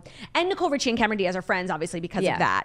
So I saw him being there, but I didn't see like a lot. Of course, Lionel would be there. Well, and it's Nicole. only Friday now, so I feel like everyone's probably getting there like today. And she's being so cool about it. She's just acting like a regular girl. She's not like she's sharing everyone's stories. Who's posting her? Yeah, but she's not like her captions aren't like about wedding. Like she's just so cool. And I like love her new style of like just being like effortlessly like chic and classic, Chanel, timeless, and a Jewish queen. I know she converted. She converted, so they'll probably get married like under a chuppah with a rabbi. 100%. I'm obsessed. And I can't wait to see her dress. I feel like it's definitely going to be Chanel because she's a Chanel girl. She's a Chanel girl right now. And like Octopus Lover, who is at the wedding, like is a toaster, and like it's very possible he's like laying at the beach right now at Hotel du Cap, and he's listening to the toast, like giggling and being like, "Hey, Sophia, like they're talking about you. Gotta listen to this pod." Yeah. Imagine. Yeah. Well, Sophia, just like keep turning out the content. We need more. I wonder if any like young Hollywood is going to be there though. Like, who are her friends? Like, she's not like a star fucker, annoying like a million famous is she friends. like she's not like a Hailey Bieber friend? I don't know. She like was for a while when she was dating Scott because she was like with that crew a Right. lot. But she just seems very balanced and very normal, No, which is I why I agree. think so many people like her. Yeah. And I haven't seen like crazy amounts of celebrities, but you're right. The wedding is probably on Sunday if it's an Yeah. Orthodox wedding. Right. I'm obsessed. And he's so cute. And everyone says he looks like Ben. He does. He and does. you know his dad is like the CEO of Universal Music Group. I knew he was like big in music. Yeah, I thought yeah. he did it on his own. I didn't realize he was a Nepo baby. But you know what? We'd love to see Nepo babies marrying one another. Yeah, to, 100%. To create grand Nepo babies. Yeah. I'm obsessed. Obsessed. She's so beautiful. And you know what? Like after Scott Disick, I am so... She deserves this. She deserves the world. Yeah. And I'm so happy. And like what's better... Not that this is why she's doing it. No, I know what you're going to say. But what's better than just like stunting on your ex with like a better man, a better everything, and just like getting married in like the most, literally one of the nicest hotels in the world. I don't know if the wedding is actually there, but that's where everyone's staying. I imagine it is there. I imagine it is as well. I'm obsessed. Yeah, obsessed. And like, imagine just being a hotel guest at like, because I don't think they took over the whole hotel. No. Because I see like people in the background, just right. like hotel guests. Yeah, imagine. And if you're a hotel guest at that hotel, since it's like so private and expensive, and I think you actually have to be approved to stay there, you're obviously like of a certain caliber, so you're not, you know, obsessing over and talking about it on a podcast, which is why we're not there. Right. All right, our fifth and final story is something I can't believe doesn't happen more. An unclaimed Powerball ticket worth $1.5 million is set to expire. Time is running out. Nobody has claimed it. So someone in California is the winner of a $1.5 million lottery prize, and they may not even know it. The California Lottery announced on Tuesday that time is running out to claim the prize, which is set to expire next week. Days have turned into weeks, weeks have turned into months, and the California Lottery is still waiting for the player who bought a winning Powerball ticket in Los Gatos this past October to come forward. The winning ticket, which was drawn on October 26, 2022, is due to expire on April 24th, and it has these numbers, 1936, whatever. They were missing the Powerball number, which is why it wasn't like $1 billion, but they had everything but the Powerball number, so it's a $1.5 million ticket. It's been traced back to a purchase at the mobile gas station on Los Gatos Boulevard in Santa Clara County. The winning ticket was one of two that matched 5 numbers, missing only the Powerball in the draw on Wednesday, October 26, officials wrote. Anyone who may have purchased the ticket for drawing is encouraged to search their car, junk drawer, wallet, and any other place they stash their ticket to see if they have one. At this point, there's no way of knowing if this was a local resident who bought the Powerball ticket or if it was someone just passing through. And you know what? I'm surprised this doesn't happen more often, because lottery tickets like are not digital in any way. Like if you open your window and it blows out the car window, like you're fucked. Also, I have 2 things to say. One, how do they keep track? Because it's like, think about it when you go to like a bodega and you buy like a lottery thing. Like, I don't think that they, like the cashier is keeping track of like which number they're card. not. So like, how do you know? The machines that like the lottery people sell to the bodegas like track all the data. That's how they know. It's like when the Powerball's $1 billion and everyone's running out and getting tickets, they'll say a winning thing was printed and it's in California. Oh, and then also like because everyone is like so, you know, selfish. I'm shocked that the company, whatever it is, Powerball, like even reminded, like keep your money. I was thinking that too, because I was probably thinking a lot of unclaimed tickets go by with like, you know, couple 100,000, not the billion ones, but every now and then I'm sure somebody loses a ticket and they wouldn't want to remind because they don't want to give the money away. But they are. That's why I'm shocked. I'm shocked too, but I'm actually not shocked. I'm actually surprised this doesn't happen more often. Yeah. Like that episode of Friends. By the way, whoever it is probably knows and probably accidentally threw it out and is probably like, we need to check in on them. So I have bought lottery tickets many times in my life and I always take a picture of them. Smart. But I don't know if that is eligible. Like if this isn't a coat check. Right. Like if literally, if I won the lottery and I lost the ticket, but I said, I have a picture of it, would they be like, sure? They think it's photoshopped. Like they'd probably, but maybe they could check the barcode at the bottom. Maybe they could do like run a thing on it, but like I'm sure they would need it in hand. I just feel like the lottery needs to modernize. Even though if the lottery was digital, everyone would be much more skeptical of it. 1,000%. Like I think it's actually so much better that it's like it's cash only. It's on paper. It's very like, you know, Oregon Trail. Yeah, like it's so old school. So old school, but it's better that way. But you know, many years ago when there was like a big $1 billion Powerball, I bought tickets and I lost half of them. But someone else won, and it was in California. But like, why is it always in California? Why is it always in California? That's such a good point. Yeah. So those were the Fast 5 stories. Hopefully whoever has this ticket, like, get it so you can go on my lottery dream home. That's what I would do if I won the lottery. I would go. But it's 1.5 million, so it's really like 750,000. It's 750,000, and that's if they take the lump sum. I mean, that's if they don't take the lump sum, and if they do take the lump sum, it's probably like 500. Still a shit ton of money. Yeah, I could use it. Maybe I'll have to check my car or my junk drawer. Maybe I have the winning ticket. All of a sudden, you live in California. Maybe I was in Los Gatos, Santa Clara. Los Gatos. Those are the Fast 5. That was a toasty week. We're back next week. That's all she wrote. That's all she wrote. And anything else you want to say to the peeps? Anything you want to promote? Well, I want to promote Marga's merch, toastmerch.com. New crew necks, mugs, phone cases, and our new toasty designs with our new logo, our first merch drop since our rebrand. Just get it. Like I feel like it would be insulting to your intelligence if I explained why they're so fabulous. Like, you have eyes. Yeah, and they're so comfortable too. It's fabulous. Just follow me everywhere. Instagram, TikTok. And where would they follow you? YouTube at Marg Oshry. 10. Marg Oshry. And yeah, that's really it. We're going to Stagecoach next week. Oh my God. We're going to Nashville the week after. Oh, speaking of Stagecoach, for a Patreon episode this month that went up yesterday, I did a vlog trying to get my outfits ready, and it was really a journey. Although I did end up with 2 good outfits so far. I was halfway through it when watching. I'll tell you my thoughts later. Did you get to my first good outfit? The sweater vest? Yeah. Love, right? Love. Okay. So it's like a really fun, kind of chaotic vlog because everything on this planet is backless and cropped, and some of us have big jugs and rolls on their stomach that they don't want to show off. I know it's like kind of crazy. So patreon.com/toast for a vlog, a little giggle before you get into the weekend. But I hope everyone has a great weekend. Thanks for a great week here at The Toast. We're back next week. We love you dearly. Thank you so much for listening to The Toast, the Millennial Morning Show. Where we deliver the fast 5 stories that you need to know every Monday through Friday on YouTube. So if you're watching this on YouTube, please feel free to subscribe and give this video a thumbs up. We're also available as a podcast anywhere podcasts can be found. So it's Spotify, iTunes, Stitcher, Public Radio, iHeartRadio, CastBox, all the places where you listen to podcasts. Find us at Toast. Leave a 5-star review about how beautiful, stunning, and wickedly talented we are. I feel like I'm giving a bat mitzvah parsha. Have a great weekend. We love you dearly. Bye.